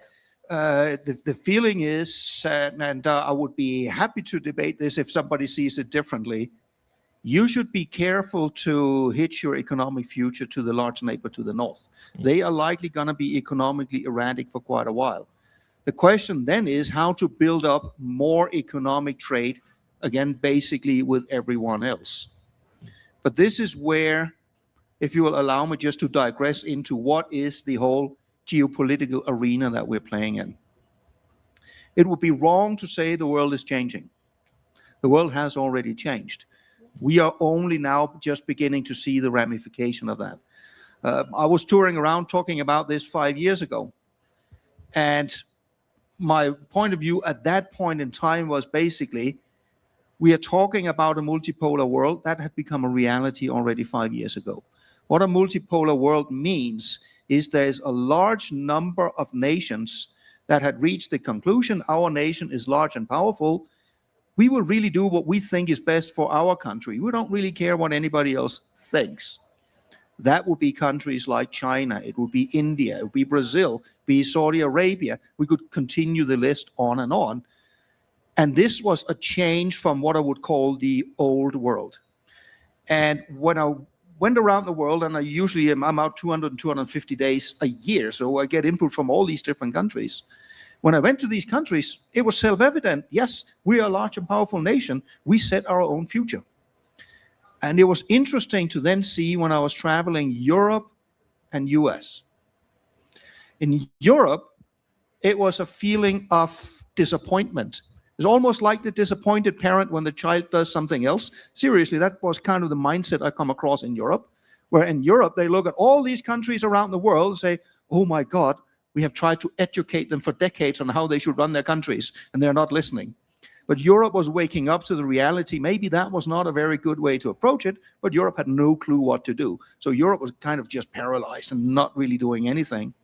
When I traveled to the US, again, this is also 5 years ago, I saw in the US a fear that they were no longer the only large elephant on the savannah, and that fear translated into feeling threatened. And when you feel threatened, you tend to lash out. Now, fast forward to where the world is today. This is exactly what we are seeing playing out.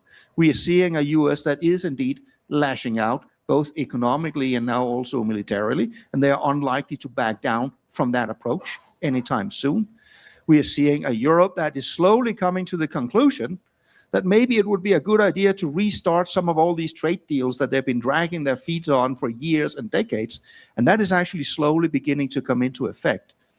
But what a change of the world also means, it means a world of more conflict, not just between the major powers, but when you look over centuries in history, whenever you see larger shifts, you do see age-old conflicts suddenly boil up again.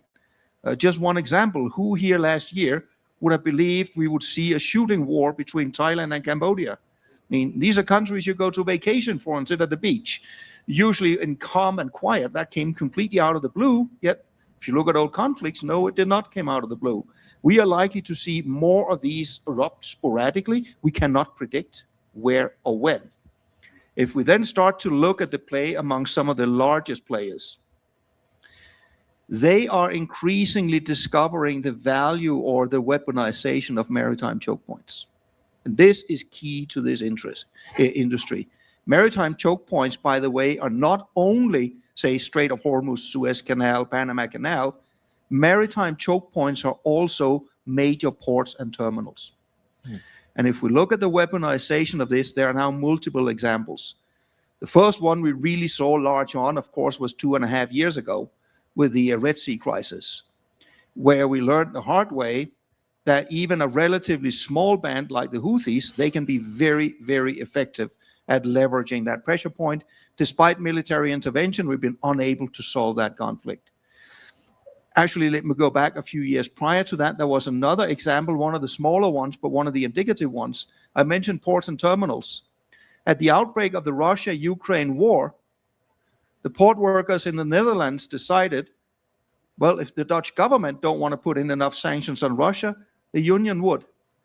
So they decided that any cargo or any ships that are serving cargo to Russia will not be allowed to be handled in the ports in the Netherlands. And for container shipping, this is a big deal because you got major transshipment hubs. That was a weaponization of a maritime choke point. Then let's go a little more fast forward here. Before the Hormuz crisis, but when we did have the challenges with Israel and Lebanon as well, you saw the Spanish government decide that ships that were deemed to carry weapons, and that was also container ships, to Israel, were denied calling Spanish ports. In that case, Maersk had to divert multiple container vessels away from the major hub in Algeciras because of this. Again, weaponization on the geopolitical stage. We, of course, then have Hormuz, which is almost self-evident. Maybe just a slight digression on that one. How long can this last? We can hope it will only last days or weeks. But I think you should plan for this being able to also take years. Can it really take years? Sure. I mean, the Suez Canal was closed for 8 years back from 1967. When I'm asked what will it take for the Strait of Hormuz to reopen, in my view, there's only one thing that can reopen it. That is a diplomatic solution where Iran is happy. If there's not a solution where Iran is not happy, there will constantly be the threat that they're going to shoot at ships. And I do not see a conflict right now that leads to a diplomatic solution Iran is happy with. So this could last for a very, very long time. And then as the last example, because I want to use that to also look a little bit into the future, look at the Panama Canal. I was about to say just up the street here, at least metaphorically speaking. You probably all saw last year when the Americans were busy saying that the canal was controlled by the Chinese and the US should go back down and retake the canal. And clearly what the American president was angry about were the 2 Hutchison terminals that were Hong Kong owned. That seemed to be diffused last year when Hutchison announced they were going to sell these terminals to MSC and BlackRock. Early this year, that deal fell through. So the problem was front and center again. Next episode in that particular series was when the Panamanian Supreme Court then ruled that the concessions that have been given to these 2 terminals were given on an illegal basis. So they stripped the concessions. Now, seen from the perspective of the Americans, that has solved the problem of the canal being controlled by the Chinese. Seen from the perspective of Panama, this was a completely objective legal process run through their parliament. It was the right legal decision. Seen from the perspective of China, this is a de facto nationalization that is unjust and unreasonable. And this is where we start to see into the future. Because if you are sitting in Beijing, try to imagine that for a second. You are now the Chinese government to take care of Chinese interests. What do you see? You see one of the most important waterways in the world, the Panama Canal, clearly being under the control of the US. You clearly see the US as a potential long-term adversary, which means you will now also see a landscape where your adversary has the potential at any point in time to close the Panama Canal to you. If you are China, what is your option? The way I see it is you're within the next decade going to see China build the Nicaragua Canal because that will give them access. They're not going to build it right now because the US, and this is where the geopolitical stage really becomes interesting, the US has very clearly said all of Latin America belongs to them. It is their sphere of influence. Didn't ask any of you guys, but that's their view. So China is not going to start building it right now, but the groundwork is being laid. There was a law being passed in the Nicaraguan parliament about a year or so ago, laying the groundwork for, it's not a new project, it was actually on the table 10 years ago as well. And this sets the stage also long-term, because this region, South America, Central America, Caribbean, is going to be squeezed between the geopolitical interests of the US and China for the next decade. US, as I mentioned, very clearly see this as their sphere of influence. I'm old enough to also have lived during the Cold War. This almost is a deja vu of that thing coming back again. And China very clearly wants to increase their influence, basically the same way they have done very successfully over the last 25 years in Africa. Their approach is typically they would like to come in and invest in critical infrastructure. We have already seen them invest in some major port projects around here. They're likely going to do that more. And where the problem then arises will be for every country in this whole region. You might be in a situation where you're going to be forced to choose. Who do you want to pledge your allegiance to? Do you want to take in, for example, Chinese money for infrastructure development, and especially for some of these countries that are heavily dependent on trade with China? You might choose that, but you might then face sanctions from the US. Or you might say no to China and say yes to the US, with the risk that you might face sanctions from China. Is that true? Will China really sanction you? You can already see ships that are flagged in Panama is now being harassed in China, likely because of the Panama Canal. I already know of a couple of shipping lines that are reflagging some of their ships out of Panama because they don't want to be embroiled in a fight with China.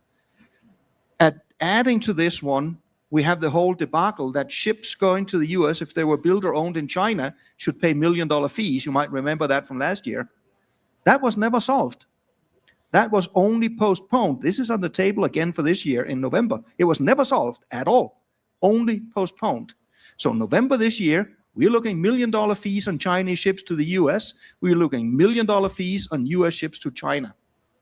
And in the lead up to that, we also saw how shipping lines first were busy trying to shuffle vessels around so Chinese vessels didn't go to US. When China then announced that became even more complicated, because China's interpretation of American ships also meant if the ship was owned by a company where the majority of the board members were American citizens, that counted as an American ship. And in the US, if the financing on the ship was Chinese, that was counted as a Chinese ship. So you are seeing all of these geopolitical challenges boil up. And I will stop in a second, but just to give more examples of how you might be forced to choose. You might have seen within the last few days, CMA and Hapag-Lloyd, the other carriers will likely follow suit, have ceased any and all booking acceptance to Cuba. Cuba has, of course, been under US sanctions for decades and decades, but there was an executive order here on May 1st that tightened those sanctions. And as for now, led both Hapag-Lloyd and CGM to conclude, they needed to make a choice. Either they serviced Cuba and then they would run afoul of the OFAC rules and couldn't service the US, or they should choose US. No, it's a no-brainer business-wise which one to choose. You would think that this is only a Cuban issue, but clearly the American government is approaching other countries. What I just learned the last couple of days, Jamaica. The Jamaican health system is critically dependent on hundreds of very skilled Cuban doctors. These doctors have all been expelled under pressure from the US to put pressure on Cuba. So when I'm saying the countries in this region are going to be faced with some geopolitical choices, those choices are already here, and they're going to ramp up going forward. Yeah. Way to kill a mood. So I think No, but say, I'm not necessarily here to kill the mood, but I'm a very great proponent you of definitely if we are going to make decisions. No, we already seen in, for example, in Mexico, what is going on right now with this governor of Chihuahua and it's already happening, right? Yeah, and so the more we at least know the lay of the land, the more we can start to prepare. You asked about resilience. I don't think we should strive for resilience. We should strive for agility. We need to devise our supply chains so they can be changed relatively quickly, because none of us are going to be able to predict what the next flashpoint is going to be, what the next sanctions hurdle is going to be. We simply don't know. So agility and the ability to shift rapidly, that is the key we need to go for. Okay, so that's the silver lining, despite all the darkness, sure. But then how do we become agile? We become agile in multiple different ways. Of course, if you are operating a port, that is difficult because you can't suddenly move your port. And changing the capacity of a port is not something you do from one day to the next either. So if you're in that kind of infrastructure, you're just going to make sure agility comes from a very solid financing background. You might be dealing with some blows all of a sudden you didn't anticipate. You got to make sure that doesn't ruin your business. So that comes down to financial solidity. When it comes to shipping lines, and even more when it comes to freight forwarders, agility in the way of really being nimble on who do you use as your suppliers? How can you quickly pivot and ship somewhere else? Be really strong on compliance. If there's suddenly a new tariff or a new sanctions rule coming out, instantly being knowledgeable of, okay, I just saw this new rule come out. It affects customers A, B, and C in that precise way. And this is where I could say a lot of not so nice things about AI, but this is where AI actually should be employed. AI gives us the ability to suddenly rapidly get a good overview of who do we do business with, where do we do business, what are the rules. So whenever the rules change somewhere, that we should be able to get a quick overview of where might I now see problems so I can devise new solutions for my customers rapidly rather than wait until everything has been derailed. A question, for instance, a country like Peru, for instance, that has this big investment on the port over there, and now I think they're working also on a rail project to Brazil. Yes. With the Chinese government. But at the same time, most of their agricultural products actually are being sold in the US. Yes. Yeah, that's kind of the biggest market. So there ended up being in a little bit of either you diversify your trade lanes so you don't become too dependent, or you kind of choose your investment projects better. That's what you mean? Yeah, you can say it's one of these challenges. I mean, investments that have been made, you're not going to unmake those investments. And large infrastructure constructions, you're not going to remove them again. So this then comes down to who do you then choose to trade with? And if you are in the situation, now we're picking a lot of US, perhaps for good reason, but you should really apply the principle more generally. If a large part of your trade is only with one country, you might want to start thinking about how can I grow my exposure to everyone else apart from my largest customer. And if you're looking at individual businesses, I mean, that's what many businesses do. If I have a large business, I'm not comfortable if 60% of my revenue comes from just one client, because what if I lose that one client? We really shouldn't see it any differently when we look at our trade exposure to different nations. And let's go a little bit outside of Latin America now, because I think you are very well connected on the other part, and that's part where we don't understand too much.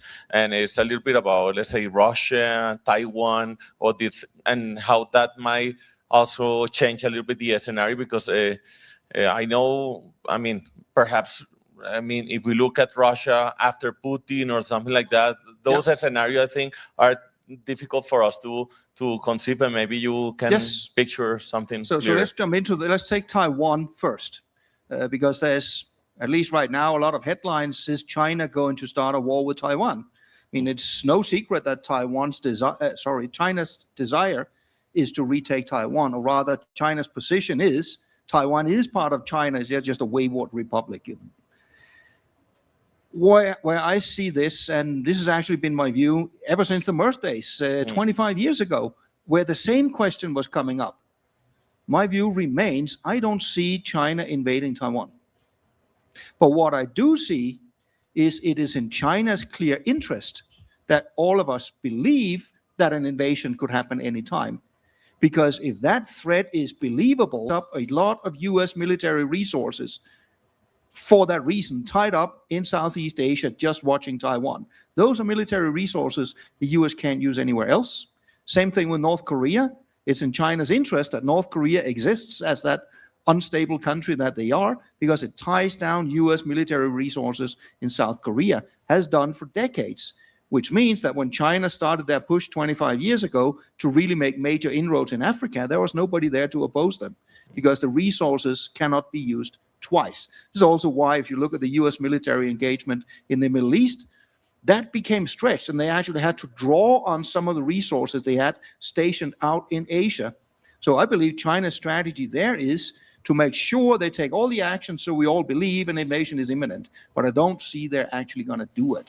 They probably also learned from the catastrophe in Ukraine and also from the current American catastrophe with Iran that it is not easy to win. The longer-term gameplay that I think is going to be really interesting here is when we then get back and look at Russia. When the Russia-Ukraine war has now come up on, 5 years, which is longer than, 4 years, so it's longer than World War I, and doesn't seem to be decided anytime soon. Seen from a European perspective, the fear is, of course, still, is Russia going to invade? That has forced Europe down a path where Europe is now investing massively in the military. And when I say massively, it really is so. Most European countries, prior to the Russia war, were spending between 1% and 2% of GDP on military. They're all now rapidly ramping up to 5%. This is a massive increase. If I then look at Russia, here's what I see is going to play out. Irrespective of the near and medium term for Ukraine, at some point in time, President Putin is going to die. Or he will be the first one to never die at all. So it doesn't really matter when. It could be a day from now, it could be 5 years from now, it could be 10 years from now, we don't know when. But what I think is then going to happen is you're going to have a brief period of chaos in the Russian government. I mean, everybody that is not just very, very loyal Putin supporter has been ousted already. So there'll be some infighting in terms of who takes power.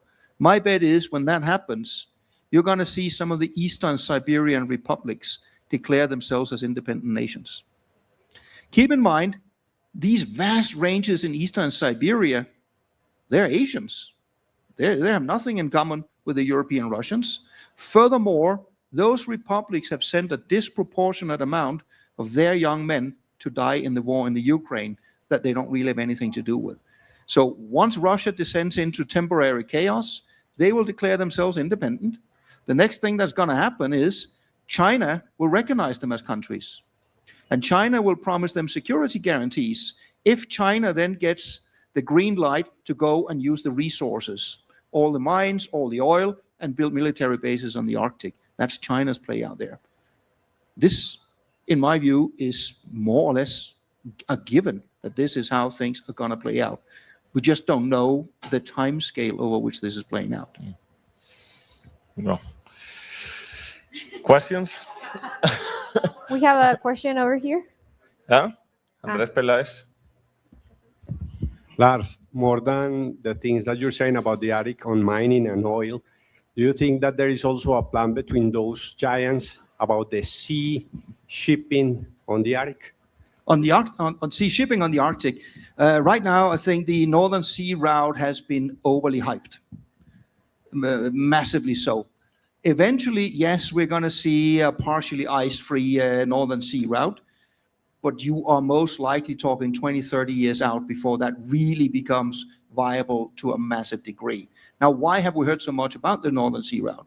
A few years ago, I had the pleasure of being hired by a client that asked exactly that question, so I tried to dig into it. First of all, when you see statistics of how many ships use the Northern Sea route, those statistics are grossly misleading because they often include vessels that call Siberian ports to export minerals or oil and gas. That's not really using the Northern Sea route. So if you limit it to the transits, it's a lot fewer. And if you look at the data from last year, there were 15 transits by container vessels. That's it, 15. And of those, only 7 were head hauls, so those are the ones that really matter. Of those 7, 6 of them only called ports in Russia. So there's a significant degree of overhype. When I did that project for the client, they were in it to also look for should they invest in port infrastructure. And then I started to wonder the question, why is this being hyped so much?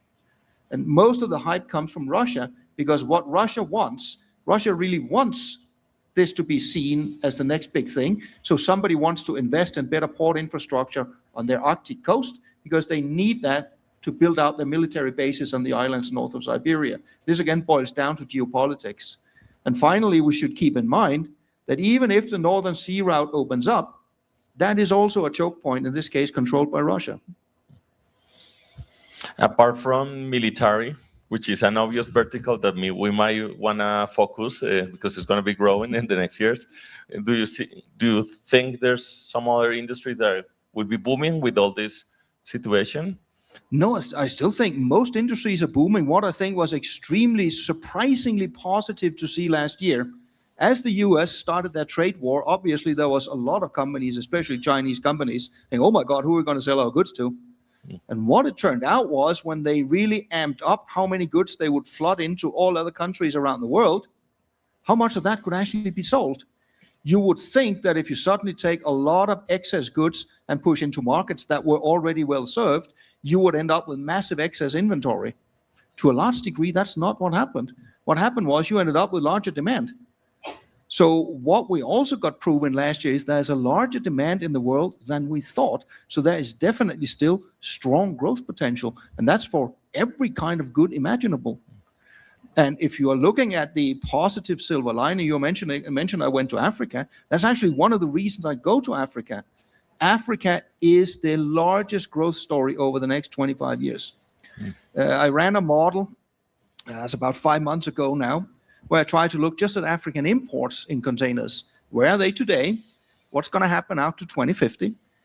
First, you look at the population increase. That's going to be about 1 billion people added between now and 2050. And there are many things that are difficult to predict. Population is not, at least not on this time scale. That's usually fairly accurate. We're going to get 1 billion more people on top of the 1.5 billion they already have. Add to that, I took a very low conservative estimate of economic growth. So once we get to 2050, containerized imports into Africa is going to be just as large as they are into Europe today. So this is a massive market. Yes, it is not a high wealth consumer market like you see in the US or you see in Europe, but it's going to be a lot more than what you see today. And the sheer number of people is going to make this massive.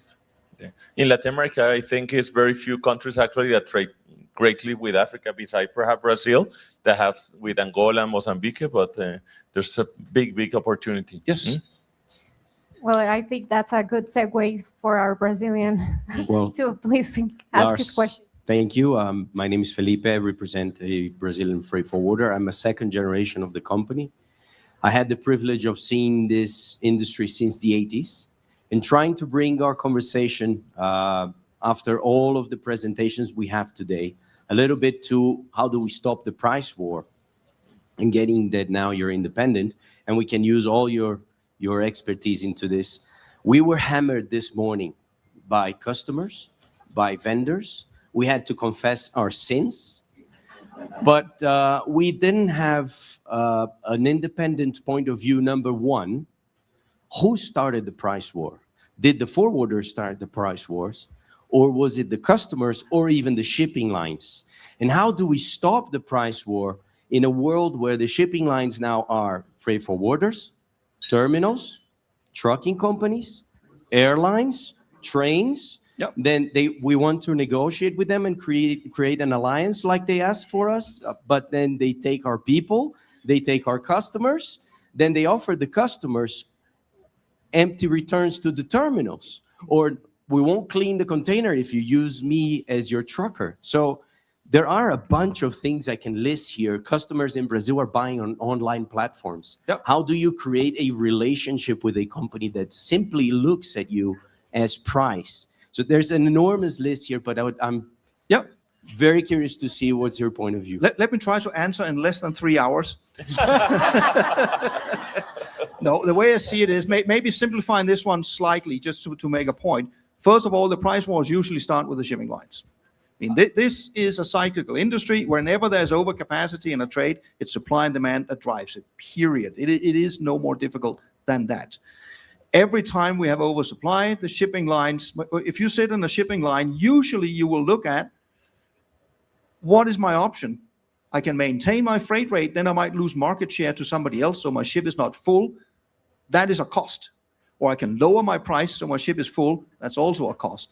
And the tactically best decision will usually be lower my price. Simple as that. It's a prisoner's dilemma type thing. That is going to repeat itself, especially 2027, 2028. The market is going to have significant overcapacity on the container shipping markets in 27, 28, also because I believe the Red Sea is going to be reopened by then. So you're going to see the carriers lapse into a price war. That, of course, will bleed over to the freight forwarders because a percentage margin on a zero freight rate is not very much of a margin. So you're going to be pressured, all of you. It's not a disaster we're heading into. It's not like the financial crisis back in 2009. It's a run-of-the-mill cyclical downturn. Painful, yes, but it is not a historical disaster. So that's one part of the question. Then, yes, the shipping lines have definitely begun to also go much more into the freight forwarding part. If we start with the most integrated one of the ones, or at least the ones that want to be that, Maersk, I've been a clear voice ever since they launched that strategy. So I don't believe that strategy is eventually going to work. I believe Maersk is going to retrench slightly, but they're going to adopt the same model that MSC is doing, CMA is doing. So they're going to have their logistics arm on the side. And that is going to be a challenge to the freight forwarders out there, no doubt about it. What I also see is a market as we move forward that's going to be more bifurcated. There's going to be some very large freight forwarders, sometimes globally. You can in some market also use scale at a local level, but there's not room for very many that's large enough to have scale. They will leverage the scale.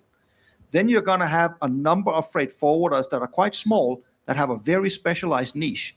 They will do just fine because the ones on scale will be quite unable to really replicate the value proposition down there. The ones that are going to have a tough time are the ones in the middle because they will not have the scale to compete with the big guys, and they will not have a defensible niche like the small guys. And the risk here is if you're sitting there in the middle and are thinking, okay, let me at least cut my costs by having AI do a lot of stuff. That might help you in the very, very short term because, yes, you might begin to employ some of the AI tools. You might be able to either fire some of your staff or you say, oh, excellent, I can do more outreach to more customers just using the AI instead. Rest assured, if that works, everybody will do it. So you're not going to have any competitive edge. You're going to need to some degree do it. Where your competitive edge is going to come from is your skilled expertise because AI can do many things, but there are things I see AI cannot do. AI does not have good business savvy. It can help a business savvy person really pick up on where the opportunities and really makes his case, but it doesn't have a very good business intuition, to put it mildly. That is one part where we really need to step in. The second part is there's no accountability. So if you rapidly go down and say, that is great, we're just going to tell customer service or sales to use that. I'm sure some of you might have heard it already. Some of you might have used it already. Yes, it was a mistake, but it was not me, it was AI. Come on. AI is a tool, it's your mistake. That's one of my pet peeves with people using AI. You can use AI all you want, but if there is a mistake, it's yours. You did not backstop it. It's as simple as that. If you use a chainsaw wrong, it's not the chainsaw's fault that you tried to cut your eyelashes. It's your fault. Wrong tool for the job. And the last one, and I think this is where there really is something to go for, is authenticity. There is nothing easier in the world today than to use AI, create a nice personalized email and send to somebody. How many here have over the last just few weeks received bunches of emails or seen postings on LinkedIn or wherever where you just go, oh my God, this is AI writing again. I see it all the time. I can only speak for me personally. I've gotten to the point where if anybody or any company sends me that, I usually don't read it anymore, but I do take note of who did it. If it's a company, I say, okay, they don't know what they're doing. If it is a person that does it multiple times, it tells me that person has no authenticity. Why should I listen to that person at all? So that is also where the opportunities are going to be. Because for some of the large companies, they're likely going to go more down again. It's a scale game. For the smaller companies, then it becomes authenticity and the agility I talked about. So that's a painful image you painted of cutting your eyelashes with a chainsaw. But Got the point across, right? yeah, and we have a question first with Fabio Higuita. Ricardo. Yeah? Ricardo Rushman. And then we go with you, Ricardo. Hi, Lars. I had the pleasure to see you before in Atena's WACO meeting a couple of weeks ago, and you mentioned there's something very special, which is that the world economy is growing, except U.S. Yes. And in my last presentation, I showed that U.S. is the most important region in our country, in our region. So I would like, if you can share that information to my colleagues, I will appreciate it. Yeah, sure. I mean, just to throw a few numbers on it, when I look at global container growth, if we look at global container growth on average, the newest numbers on March, I actually think they came out after the Athens meeting. So if you look at global container growth in March, that suddenly declined. Oh my God, is work growth stopping? Then when you dig deeper into it, there's only two reasons for that. One was, this was March. So there was a bunch of cargo that didn't get loaded into the Persian Gulf at all. That's kind of an aberration. That's just Persian Gulf. And then it's the US trade. The US trade has been consistently negative ever since April. If we strip those away, global trade is not shrinking. Global trade is growing more than twice as fast as we would actually expect under the current economic circumstances. Has done so for over a year. So global trade is enormously robust. We should be optimistic on the part of global trade.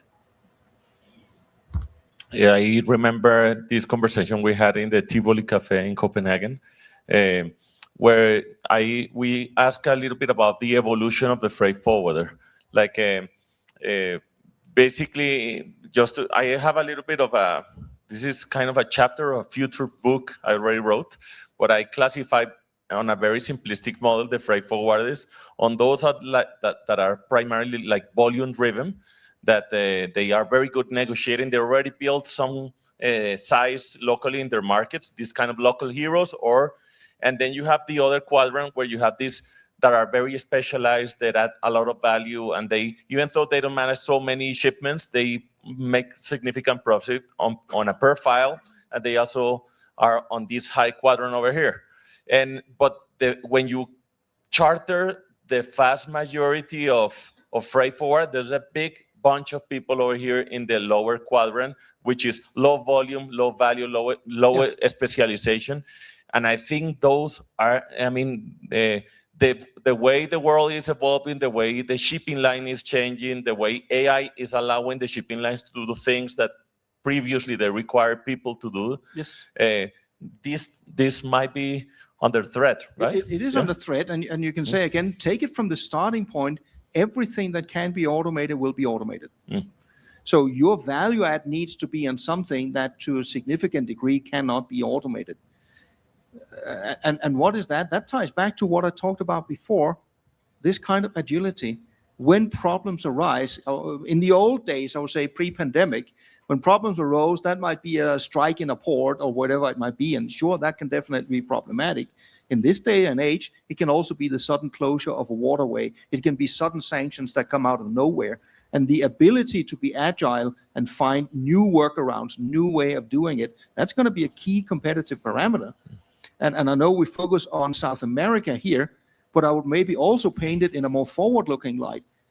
If you are able to gear up your business model so you become really competitive on that agile parameter, being able to thrive in a constantly changing environment that is difficult, you will also have the key skills it requires to get in on the growth story over in Africa, because that is an even more difficult market to get into.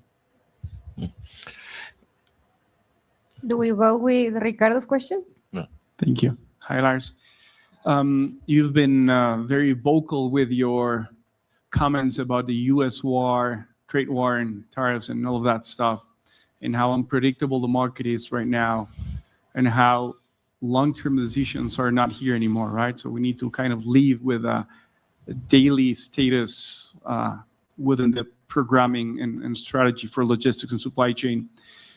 The USMCA will be negotiated and will be July, next July will be renegotiated and re-signed. So at least in Mexico, we are with this huge expectation of what could happen with Mexico, US, and Canada. And from From what I know, this trade agreement is the second largest in the world, just after the UE, right? So Latin America naturally has a regional spillover, like huge spillover. And I hope everyone knows about this, right? Because, of course, it's a Mexican trade agreement with the US and Canada, but it has good results and great results specifically for Brazil, Colombia, Peru, and Chile. Yeah. What do you know? What's the crystal ball that is coming for these UMCA renegotiations? Unfortunately, that's where I think the crystal ball is shattered. I would rather look at it this way. Anybody who claims to predict what that negotiation will come out to is just inventing stuff.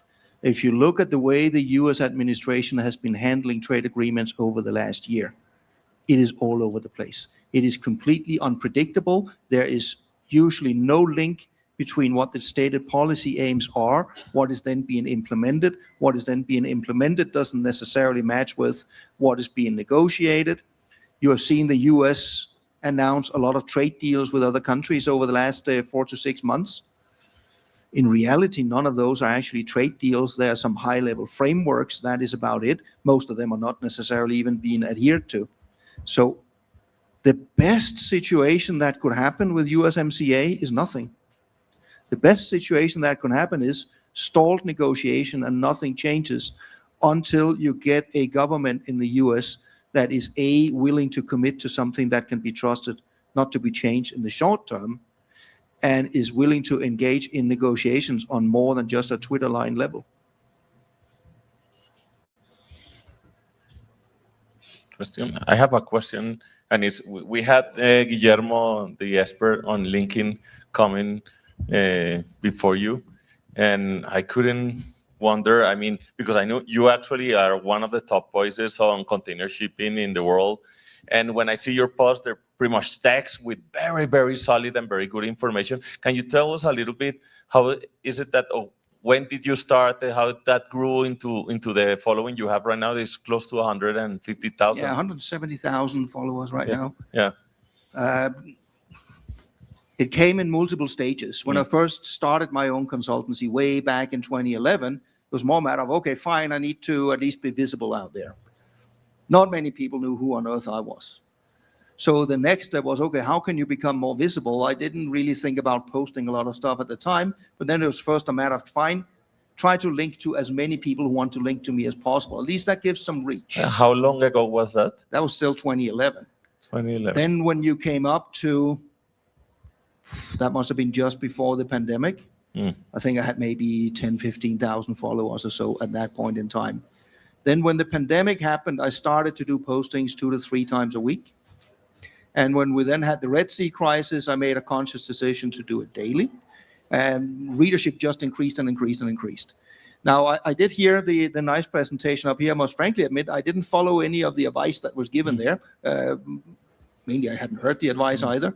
But the way I have approached it all along is I am focused on one thing and one thing alone: content. I'm only focused on just providing something relatively short in terms of what do I think today is important to know about container shipping. That is the only criteria, and that's it. And keeping it just short and sweet, only to that. And one of the reasons I decided to do that was, that's something I also learned over my whole career.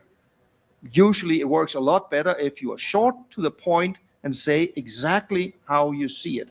This diplomatic pussyfooting around things usually don't work. And that, of course, means both on LinkedIn now, but also in the lead up to it, there are plenty of people that are also contacting me that are absolutely disagreeing, which I find perfectly fine.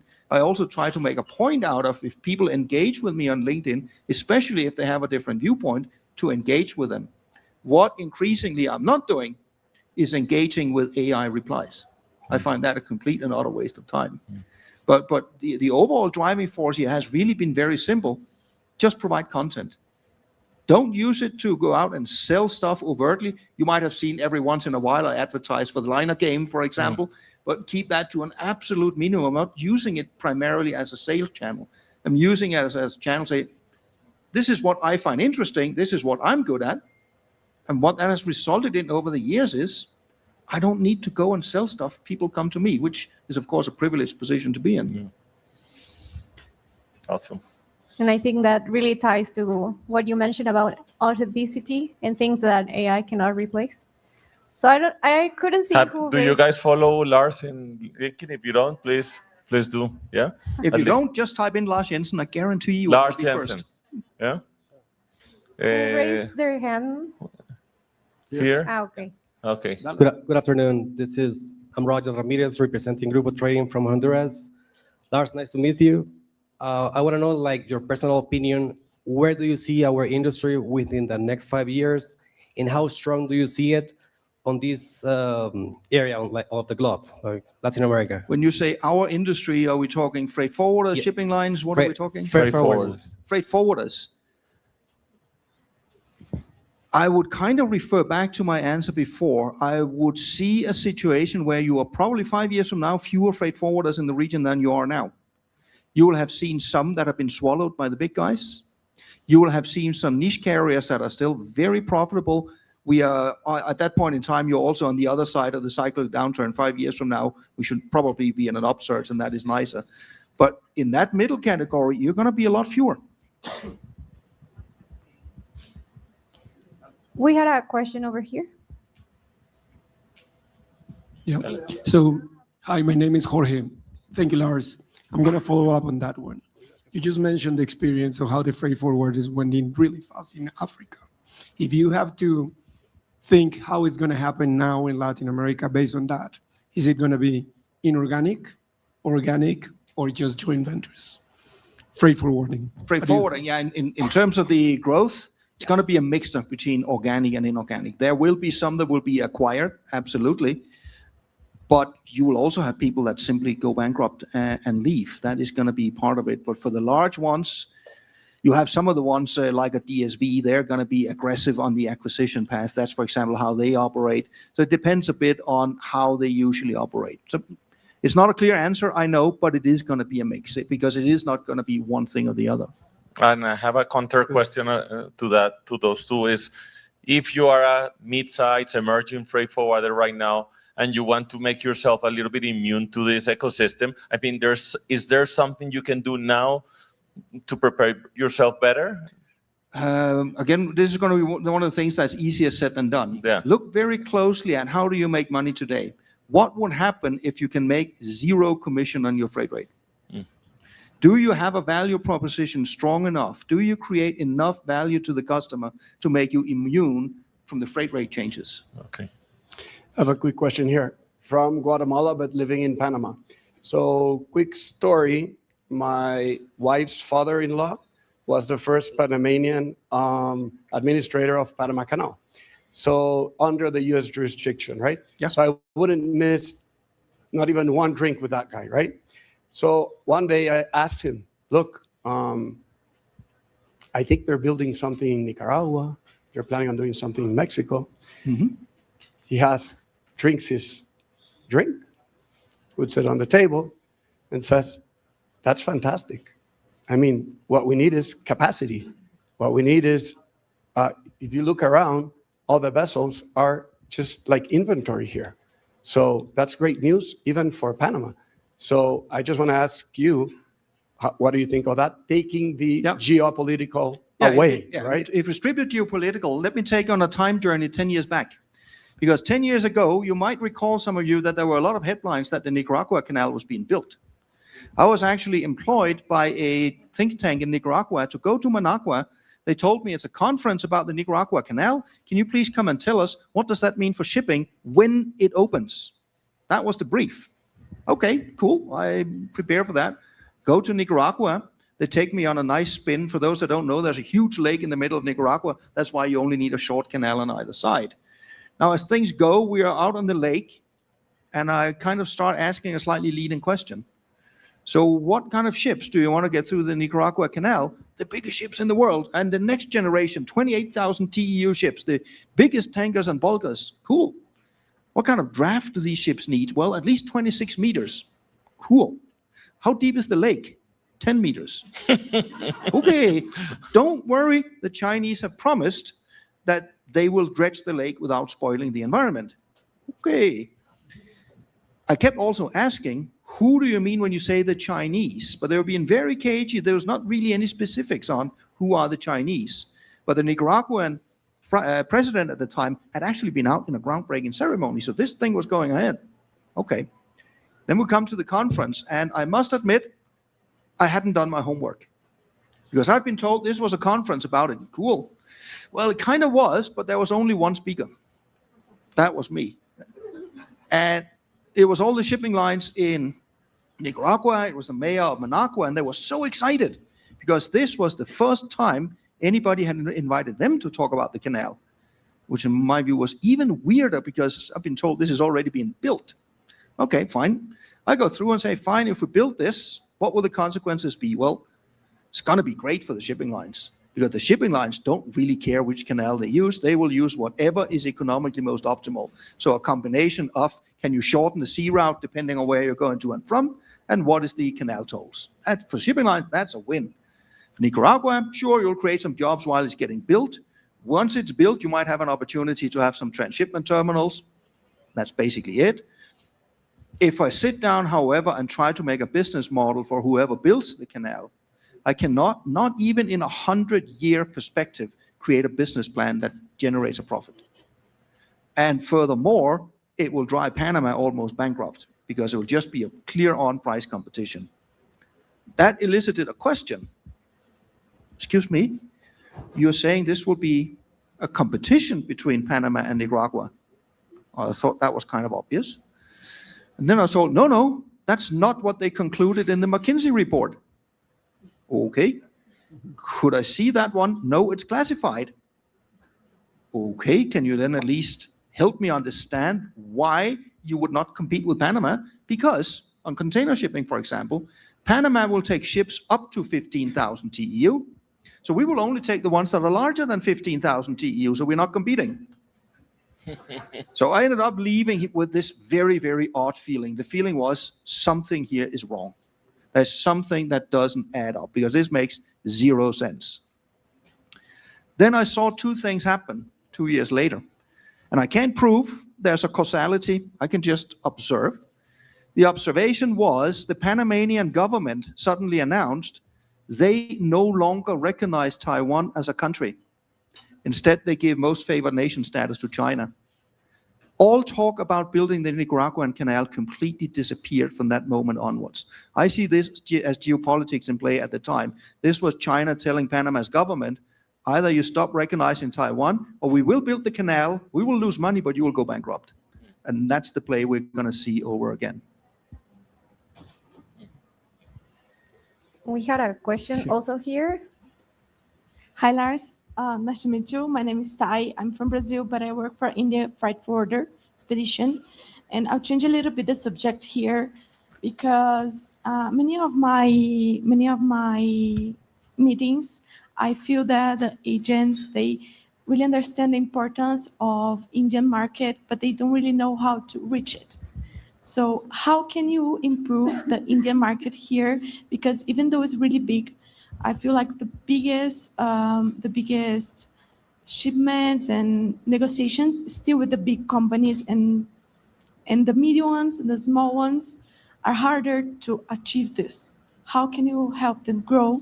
Because I feel like part of our job is help our partners to grow together. Yeah, so if I understood the question correctly, I'm not sure I did. How can we help the middle companies grow more? And I would partly refer back to what I said before and say, well, if you are a middle company, you're going to be faced with this squeeze between the large ones that have scale and the small ones that really are good in a specialized niche. So you have to find out within that middle company, is there parts of that business that you can build a defense around, something that's where scale doesn't matter, something that you can latch onto and that can grow. The greatest danger for a middle company is if you have something that really is good and unique, then you grow beyond the boundaries and suddenly you come into a head-on competition with the big guys. So, and again, I know it's easier said than done. That's probably why I'm talking here, not running a freight forwarding company.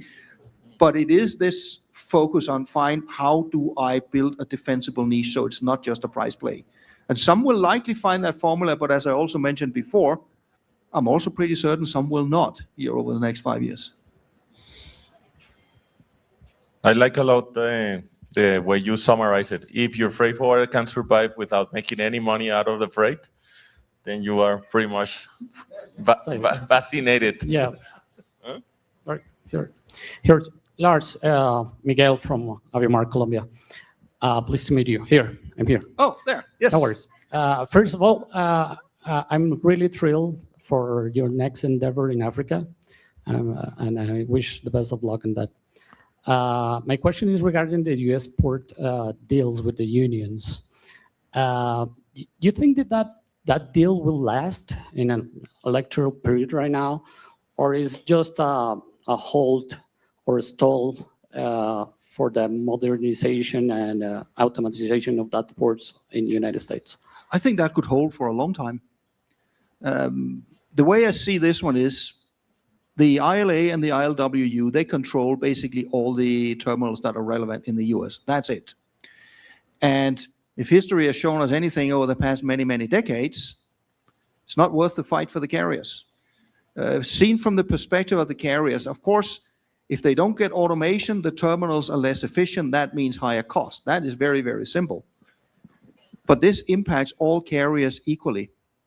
If the carriers take a fight, that will cost the carriers a lot of money. And usually from a carrier perspective, you would end up saying, we'll fight it as much as we can, but that's about it, because it's not really a competitive element between the carriers. It just overall increases costs for US importers and exporters. That's the only impact.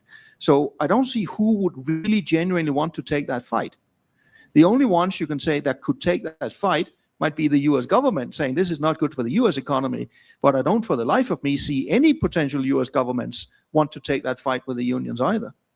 So I think we're going to continue to see a development in especially terminal automation that will progress just nicely across the world as we're seeing it, and the US will stay behind for a substantial period of time.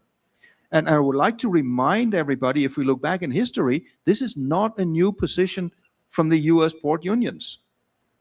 I don't know if anybody has read the excellent book, The Box, written by Mark Levitt back when containerization turned 50 years old. And he has a fantastic description of what happened in the Port of New York when containers arrived. Because in the Port of New York, keep in mind, this was when shipping was, you had hundreds and thousands of port workers manually moving cargo on and off the ships. So of course, suddenly seeing a container, that would cost jobs. So the unions made a rule, if a container arrives down in the port, all cargo must be stripped out of that container and loaded into a different container by union labor before it can go on a ship, and vice versa. Because they thought that would protect their jobs. That actually lasted years until somebody looked across the Hudson River to New Jersey, which was not unionized at the time, and said, why don't we build a container terminal over there? And then all these port workers lost their jobs. But now they control basically the entire eastern and western seaboard. So I don't see why anybody would really want to pick that fight, because it's not a competitive advantage or disadvantage. Karin. Hello, Lars. Long time no see. No joke. As you mentioned, right, 2027, 2028, strong, I mean, complicated times ahead for all of us. And we all know, well, there is these big ships coming in, so the usual suspect of excess capacity will be maybe the East-West, and then you would think the cascade effect would be maybe intra-Asia with the cascade effect. But some say, well, maybe Latin America should have some of these big ships coming in, but then you know the terminal infrastructure in Latin America is actually quite complicated. So my question is, where would you see then these ships or the cascade ships coming in? Where do you see that? My expectation would be to see some cascade on vessels that are too big coming down here.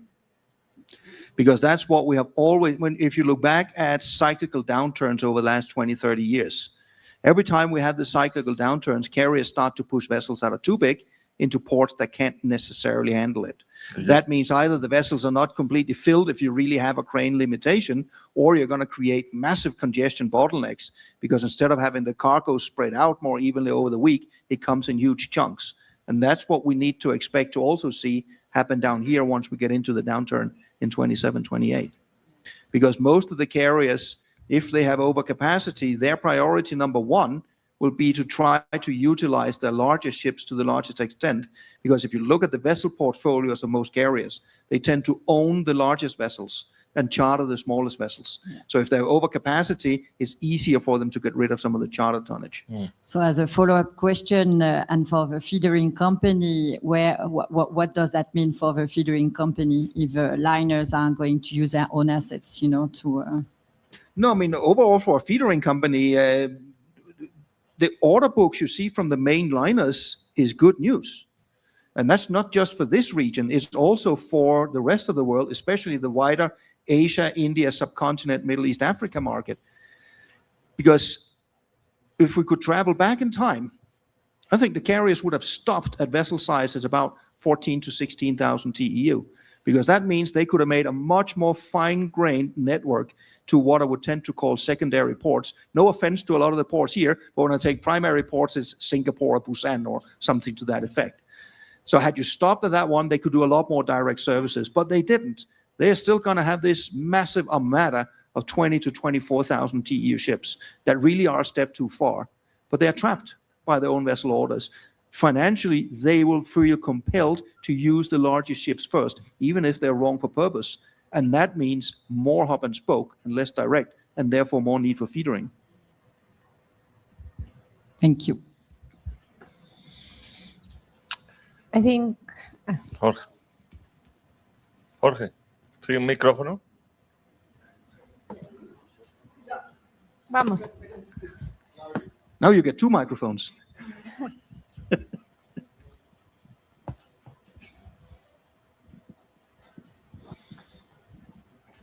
Yeah, so I was a little bit curious about what you just said on regarding Maersk's strategy. Why do you see that not working in the long term? Because you know, if we look at Maersk's strategies, like the long-term vision that they have is maybe 20, 25 years. So why is it that you don't see that? Good question. Many different reasons. Let me start with a bad reason first. This is, depending on how you count, the third or the fourth time Maersk is trying this exact strategy. I was in Maersk when they tried it the third time. It was called Starlight back in the zeros. Didn't work.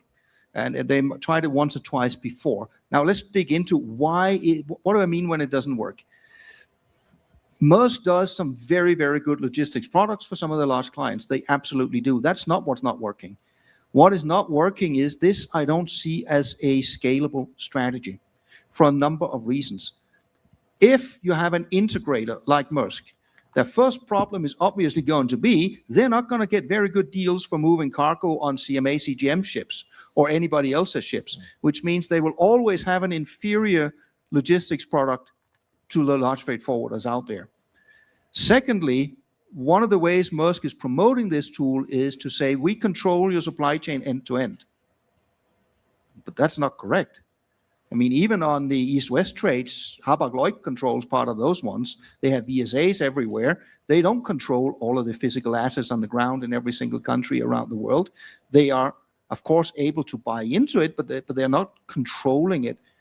Also, if you sit down, and I've been part of doing that in my past as well, and say, I can certainly make a very nice spreadsheet that shows how much fat I can take out of your supply chain if you let me control all of it. But here's the rub. Not all, because most do have customers that like that product, but most large shippers in the world do not like the idea of giving 100% of their business to one carrier. They tend to want 2 or 3 carriers. And that means you cannot optimize everything there that you want. So there's a whole bunch of different reasons. I mean, Maersk is never going to come out and say the strategy failed. That's not going to happen. But they are likely going to come out and say exactly the same thing that they did some 15, 20 years ago. We have a fantastic logistics product. And in fact, it is so good that it will be even better for our customers if we spin it off to the side. Maybe we call it Damco and maybe we place it down in the Netherlands. Exactly, it's Groundhog Day over and over. Maersk is not the only one. Most carriers have not jumped on the full integrator this time around. They're keeping it slightly more off. But when I look over the last 40, 50 years, this is of course grossly simplified. What I see here is a shipping line at some point starts losing money. They hire an extremely expensive consultancy company. Then they get a 500-page PowerPoint deck looking at, yes, you're losing money here on the liner side, but margins are higher on the logistics side, and you can get more stickiness, so you should go logistics. So they go logistics. At some point in time, they're not really making money, they're losing money, so they fire the CEO, they bring in a new high-powered consultancy company, and they say, that's because it is so complex. You need to simplify and focus on core competencies. So you should spin off logistics and run the line. So they do that until they lose money, and on we go. I see this as another turn of that cycle. Last one is a data point. I actually did it for fun here when Maersk came out with their Q1 results. All the way back when they launched their strategy, and here we are pre-pandemic. One of the things that was said was they wanted to get to the point where revenue-wise, 50% was coming from logistics, 50% from ocean. Back then, 67% was coming from ocean. Do you know how much it was here in Q1? 66%. Nothing has changed in terms of how much revenue comes from the ocean business compared to back then. And this is after 7-8 years of the strategy. So I'm not saying the strategy is bad, that Maersk will fail catastrophically, because absolutely they will not. I'm not saying that they have bad logistics products. They don't. They have good logistics products. But I am absolutely not convinced that there is a scalable, solid business model for a carrier integrating completely with logistics. How about an M&A with the large, Kühne Nagel is... DSV? Yeah, let's say they buy DSV or Kühne Nagel. But the problem is, if they do that, they will run into one of the first problems I mentioned. Kühne Nagel right now has an extremely fine-grained product because they can load containers on every conceivable carrier. The moment they're bought by Maersk, that stops. So Lars, I think we have time I have for Luis' question and then your final remarks. I have a carrier consolidation, further carrier consolidation, and the other thing is gonna CMA CGM surpass Maersk soon? Good questions. Let's start with the last one first. I believe so, yes. Yeah. I mean, CMA CGM has a deliberate strategy. They want to become the second largest carrier in the world. They're ordering new ships to do it.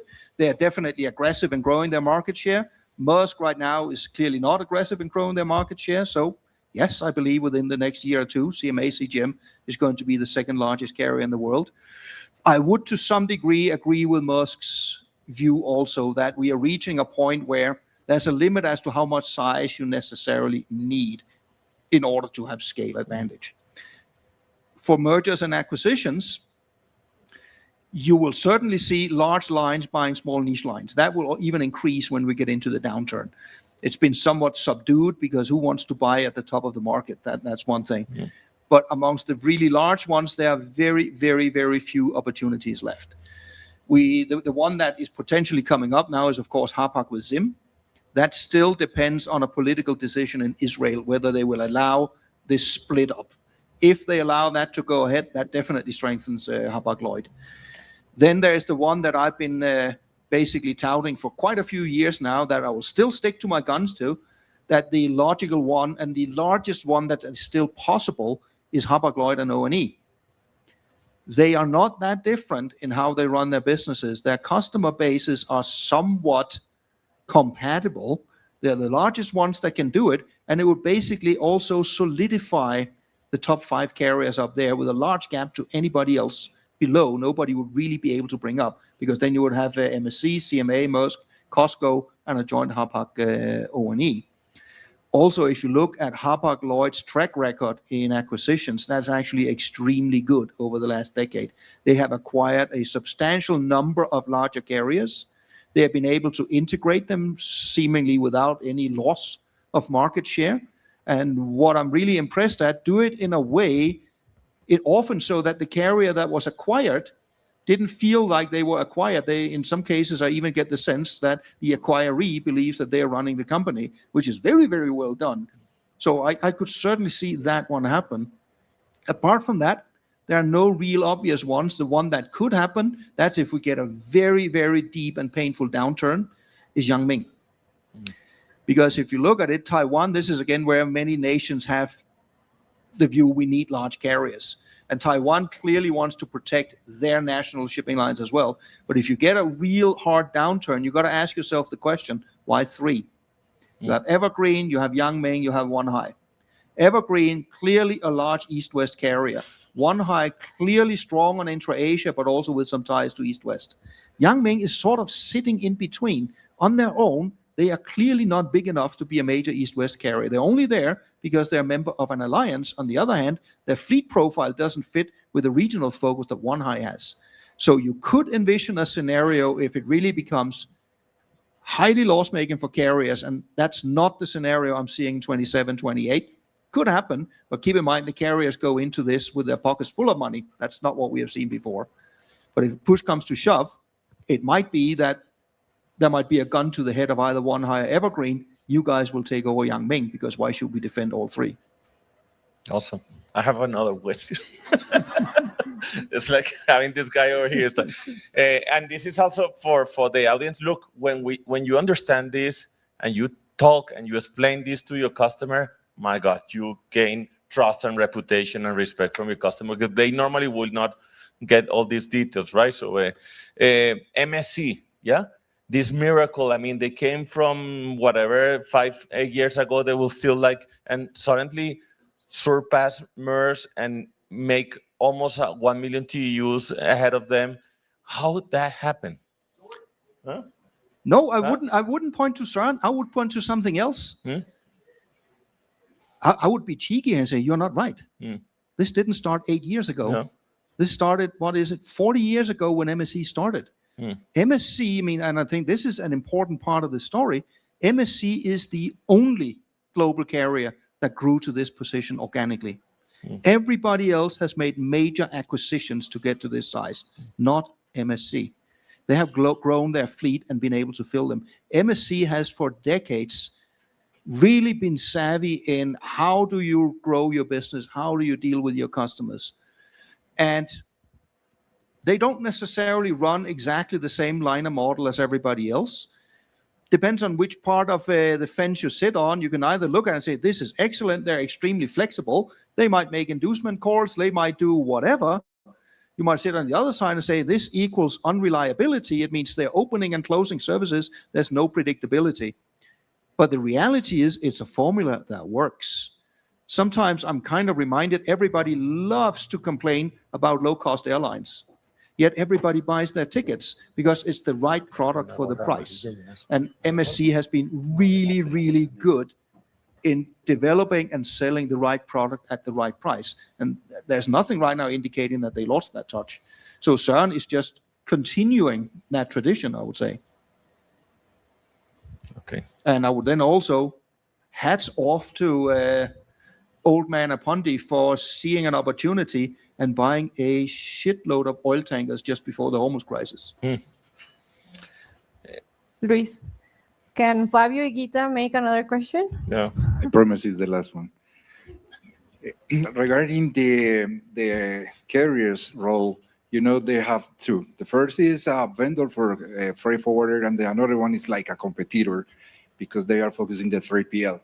What are your thoughts regarding in the short time, if it's going to be there developing 3PL services also, or it's going to be Maersk, maybe the one who is leading that kind of services? No, I see what they get. I mean, I think especially when you go into a downturn, carriers will reduce their ambitions on their logistics front. Because once you start to go into the downturn, this is more looking at it inside a container carrier. Whenever you enter a downturn, a carrier gets tunnel vision. Then it all becomes a matter of we need to fill our ships.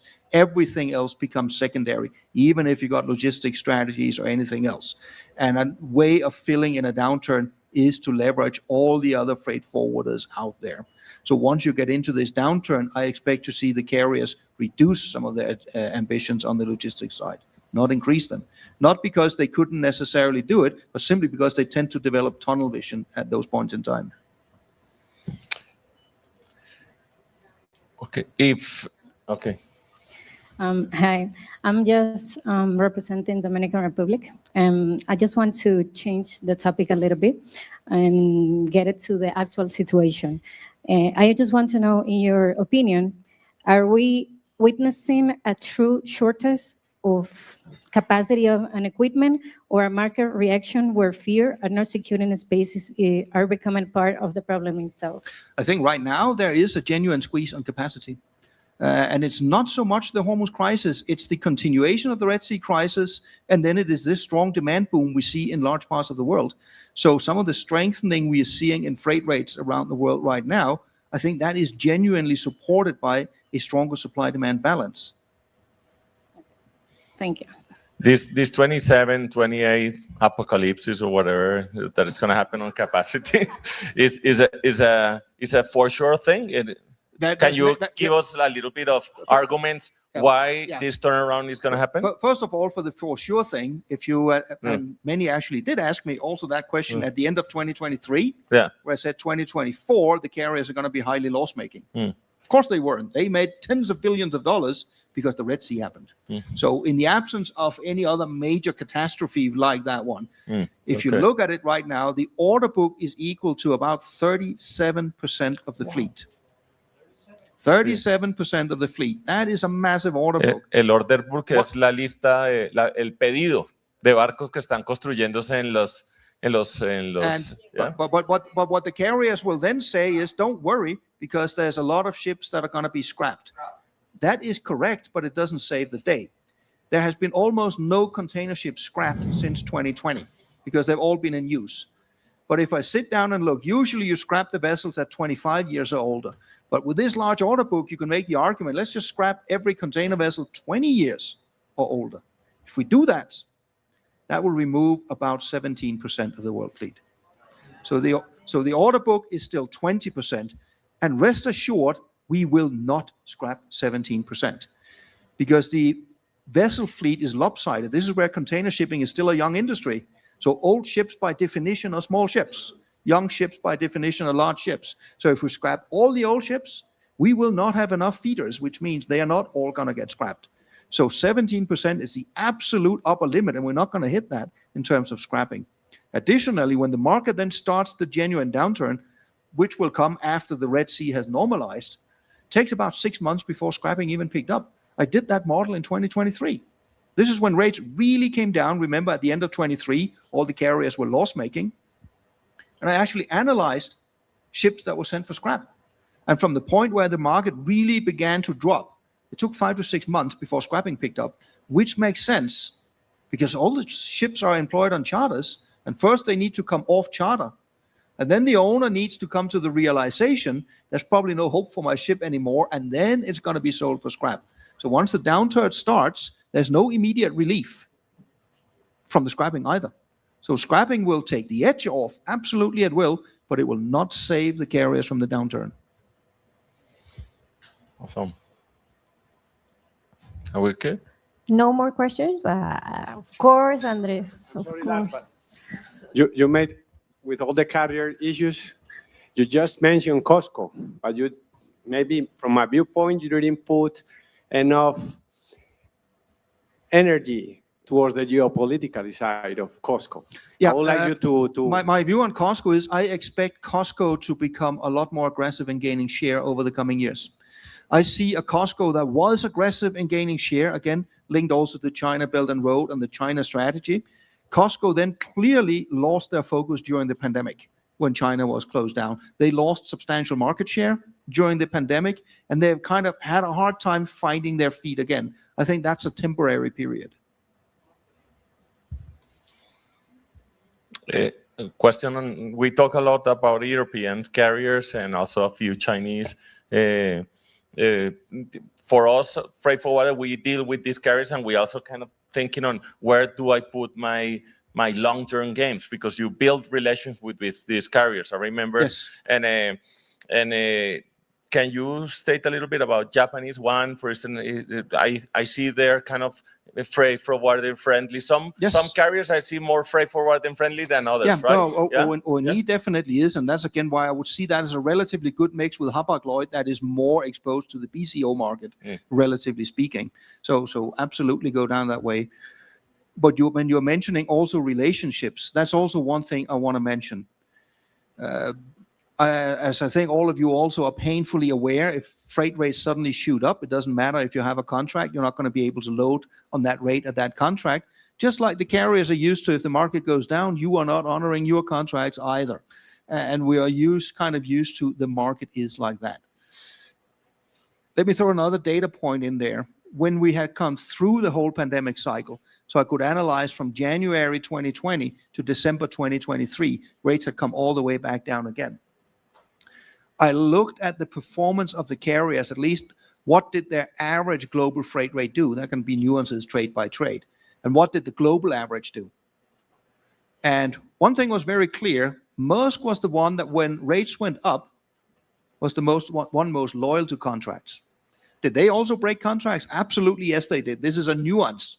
But Maersk were the ones that at least played the most Mr. Nice Guy. And during that period, if you go back and read, Maersk was also saying this was deliberate because they expected this would generate loyalty from customers because eventually what goes up must come down and then they would just smooth out the curve. When I run the numbers, yes, Maersk increased slower than everybody else. When the market turned, the downturn Maersk saw was just as fast as everybody else.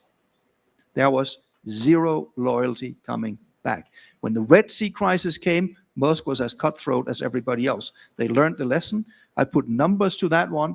Maersk's being Mr. Nice Guy during the pandemic cost them $13 billion. So I don't see a market where contracts will be any more enforceable going forward. However, what I do see is a market where relations become even more important, because when the Red Sea crisis erupted in early 2024 and some of the freight rates suddenly shot up again, not quite to pandemic levels, but still these increases, I actually had some clients that were able to book on their contracts, despite the spot market had gone up 3 and 4x. And the only reason they were able to do that was they had made a point out of building a relation with the carrier also during the downturn. So they had become loyal, and I see that at least for some of the carriers. Not all of them, some of them are just plain cutthroat, but for some of them, they do value their relations. Doesn't matter so much what is written in the contract. What matters is how did you behave when the tide turned in your favor versus what goes the other way. But that requires multi-year relationship management. I have a final question. Now, I don't think this is something very known in Latin America. Is this index contracts, indexed contracts? Is where actually you don't fix a rate based on a fixed US dollar, but in an index that is switching. Can you explain a little bit of that? And I mean, that there's been an uptick in the use of index-linked contracts. Basically, there are a few indices that are being used for it right now. Some of you might be familiar with some of them. Unfortunately, most of them are not in Latin America. They're mainly Trans-Pacific, Asia, Europe, Atlantic focused. So there's the age-old SCFI, but there are the NIFI coming from NYSEX. There's Sineta's index. Drewry has an index. There's the FBX index. There's a lot of different indices. It's a long discussion. They measure slightly different things. But the long and short of it is there's an uptick in shippers if you are exposed to, let's just as an argument take, Shanghai to Los Angeles. You can either choose to enter into one of your normal contracts that we all know, if the market is stable, that contract is fine. If the market rate shoots up, you will have to pay massive premiums beyond your contract. And if it goes down, yes, you will renege on your contract and book lower. The idea with the index-linked contract, it follows the spot market. It actually does so very well. The idea with that one is the contract is just linked to the index. That means you don't actually know what your freight rate is going to be the next 52 weeks. On the other hand, you know for sure you will get your volume, because the carrier has no incentive to shortchange you when the market goes up, because you pay the index price. When the market goes down, you don't need to go through the whole hassle of redirecting your cargo to a cheaper carrier, because you automatically get the lower price as well. So this is a matter for a number of shippers to safeguard the physical element of their supply chain. What about the price then? Usually, oh my God, I need a price for my budget and everything else. That's why recently there has become freight futures on the market. It's really this is not something the supply chain manager should do. This is something the CFO does. He does it all the time. He fixes what interest rate should you have, what's your currency rate exposure, all these things. They're completely used to it. It's the same thing for freight rates. So they could then sit down and say, okay, we get the variable rate, but right now we might be able to lock in the rate at 2,400 on the Pacific for the peak season. We can do that. Now you have two things. You have surety of your rate and you have surety of your volume. Now, if you lock it in, that of course means if rates go up, good for you. If rates go down, you still pay the 2,400. So it's locked in that way.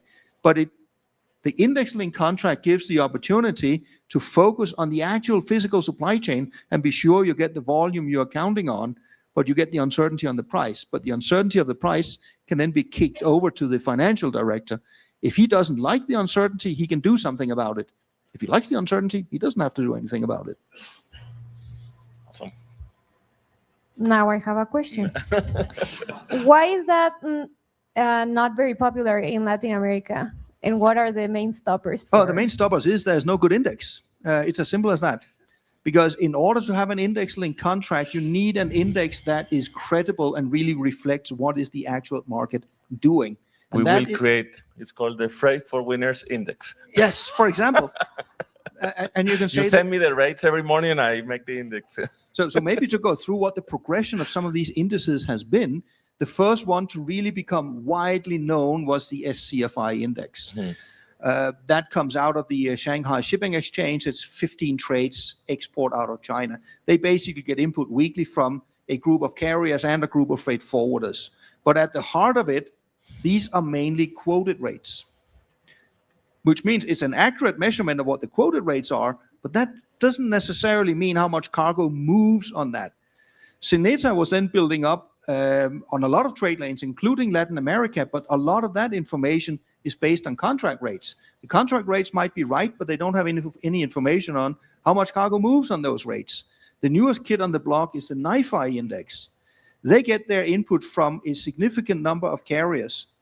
And what they do, I mean, some will say the index is lagged. Yeah, it's about 3 weeks behind, because what they do, they measure spot rates only for cargo that has been loaded on board this week, which means these are genuine rates being paid by actual cargo that is moving. And that has allowed me to do some interesting analysis recently, because I can look at the SCFI that measures the quoted rates, and then I can measure on the NIFI and see what actually happens. First of all, again, there's a 3-week lag, because from quote until booking, until picking up the empty, until gating it in, until loading, is apparently roughly a 3-week on average time frame. That kind of tallies up. What I then also tend to see is what I would call phantom GRIs, because you have seen repeatedly over the last year, suddenly the SCFI rates spike up and then they come back down. But when I then look at the NIFI, yeah, they go up a little bit, but they don't spike as much. And that clearly shows, yes, it might be the right quotes, but nobody booked on them. Or if they did, they reneged on those bookings because a week later they could get a better deal. And in my view, for index-linked contracting, even though I say, oh my God, it's 3 weeks late, it's only when the cargo is loaded, that might be, but it's a much more honest reflection of what are people actually paying. And I would much rather have a contract linked up to what people are paying rather than what are carriers just quoting out there. Yeah, correct. So just to understand real quick, is hedge versus the index, is that kind of like what it is? Yeah, it's two different things. I mean, for the index, you use that for your index-linked contracts. The hedging, leave that to the finance guys. Correct. It's similar to when you're buying oil, lubricant, like it's indexed to. Yes, exactly. And one of the misconceptions I've seen with the index is, yeah, but I usually have a rate that's $300 lower than index, so I can't use the index. Of course you're going to use the index. I mean, shippers are getting contracts saying, yes, you're paying index minus 300. I mean, this is how oil is traded in the world as well. Nobody that produces physical crude oil gets paid the exact Brent crude price, for example, is always as an offset. It's the same thing. So if I hear you right, maybe the first step to have an index is getting all freight forwarders in one room? So maybe check? No, it's more a matter of a neutral entity. A neutral entity, and I'm not going to promise it. I've seen or heard market rumors that NYSEX might at some point also look at making an index to Latin America. So my first go-to point would actually be to go and ask those guys, how about a Latin American index? We would like it. I'm a good friend of Gordon, Gordon Downs, yeah. Awesome. So look, Lars is going to be here tomorrow for the full day. So you have a chance to think all of this over and come you over can with even more come questions. and ask him. He's going to have breakfast with us tomorrow. He's going to be on lunchtime as well. So make sure you expand on whatever you didn't understand of all this technical jerk. Sometimes when you work in a shipping line, you understand the thing. When you're in a freight forwarder all your life, some of this stuff may sound a little bit complicated, but if you understand and you can later explain to your customer, my God, you have an asset. Yeah. And as you have hopefully discovered, I'm happy to field any and all questions. Yeah. I don't guarantee you like the answers, but I'm happy to answer. So thank you very much. Just to explain, I have a few guests. This is some of my collectional items. Okay. I gave you this one in yes, it's still back home with me. Yeah, when we were in California, I was wearing this hat. Wow. In the middle of California, everybody was like that, and I gave the red hat to Lars, and Lars, he told me, "Wow, this is awesome! I have a meeting with a freight forwarder. I'm just gonna wear it." And this picture that you saw from the invite is actually there. So I decided to make a few collectible pieces. Right? They are not massively there. This is number one only, and I have only a few numbers. So the first one is actually. When you get angry because the carrier delays your cargo, this is the perfect one you can wear when you go and visit the carrier. MSC massive schedule changes. Yeah. So this is a collectible nice, very nice. And then I have another one that is, I don't know how to use it. Sometimes either when you go to the MERS office and you want to feel that you are supporting them, or also to make happy the MSC people, you have this second one. Make MERS greater than MSC again. So these are... I think if you wear to Esplanade, that would be rubbing salt into an open wound. So these are collectible pieces, not for public use, please. Wow. But for your personal collection in your... Very nice. Yeah. And, so if you're following some of my podcasts from home where there's video on, you might then see them hanging on the map behind me. So I'm very happy to have you here, Lars.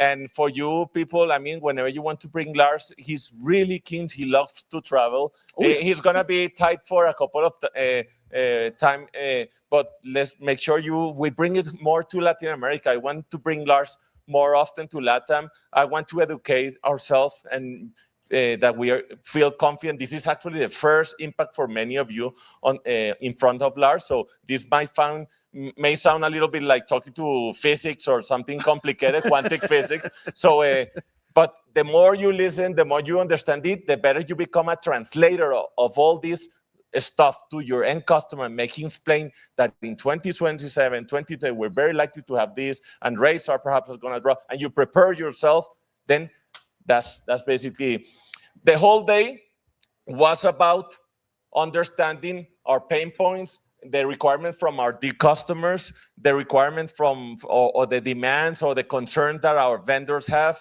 the autocritics that the ladies from this scene of freight forwarders exercise offer to us, and a few examples of how freight forwarders are adapting to change. This was actually a heavy day because the whole day, the day has as a purpose to make us feel uncomfortable. Yeah, and having Lars here at the end, it was kind of the la cereza en el pastel, right? The cherry on top on the pie, right? Because he's mentioning the world is already changed. Yeah, the world has already changed. Either we choose to adapt or not. Whether we are able to survive without the freight, that's kind of the bulletproof signal that that you are able to surpass or to survive this apocalypse that we might be able to see in the future. So thank you, Lars. It's a pleasure being here. Thank you. Thank you. Thank you, Sofia. It was awesome. Thank you, Luis. And so this is what we humbly, esto es lo que humildemente preparamos para ustedes como un lugar para aprender, para desarrollarnos, crecer. Ahorita les cuento un poco más, tomémonos la foto de... I understood the word photo, yes. Then Sophie. Careful with the hats.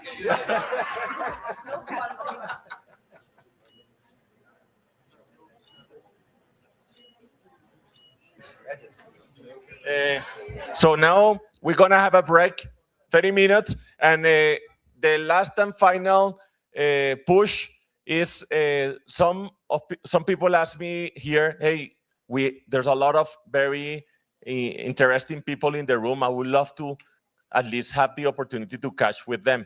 So we're gonna rearrange the seats to make this kind of a speed dating exercise.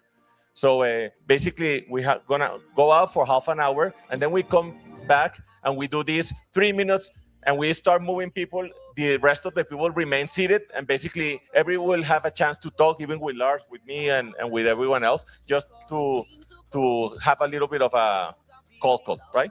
Thank you.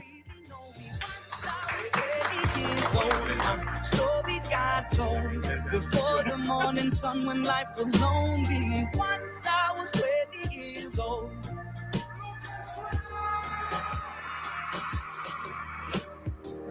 I only see my goals. I don't believe in failure, cause I know the smallest voices, they can make it major.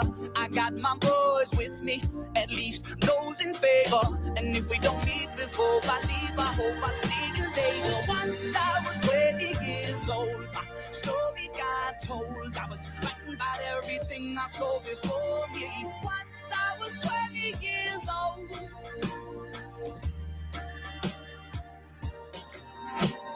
Soon we'll be 30 years old. Our songs have been sold. We've traveled around the world and we're still roaming. Soon we'll be 30 years old.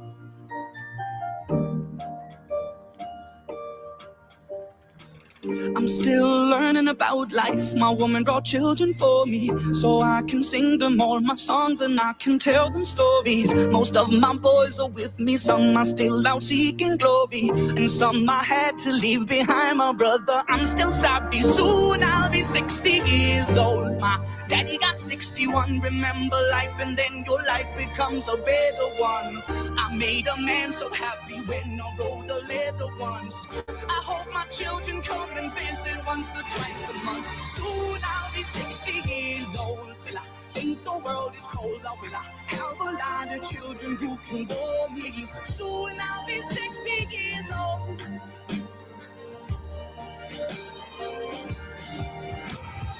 Soon I'll be 60 years old. Will I think the world is cold, or will I have a lot of children who can bore me? Soon I'll be 60 years old.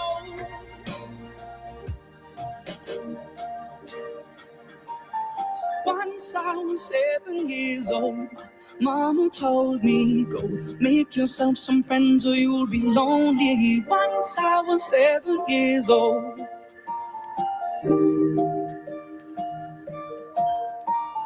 Once I was 7 years old.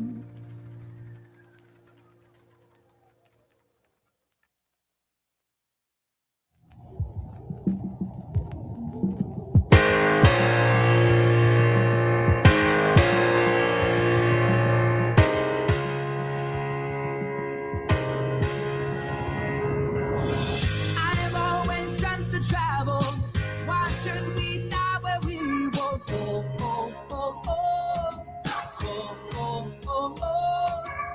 Some roads are laid with gravel. Sometimes you gotta build your road. Oh, oh, oh. Oh, oh, oh, oh. Now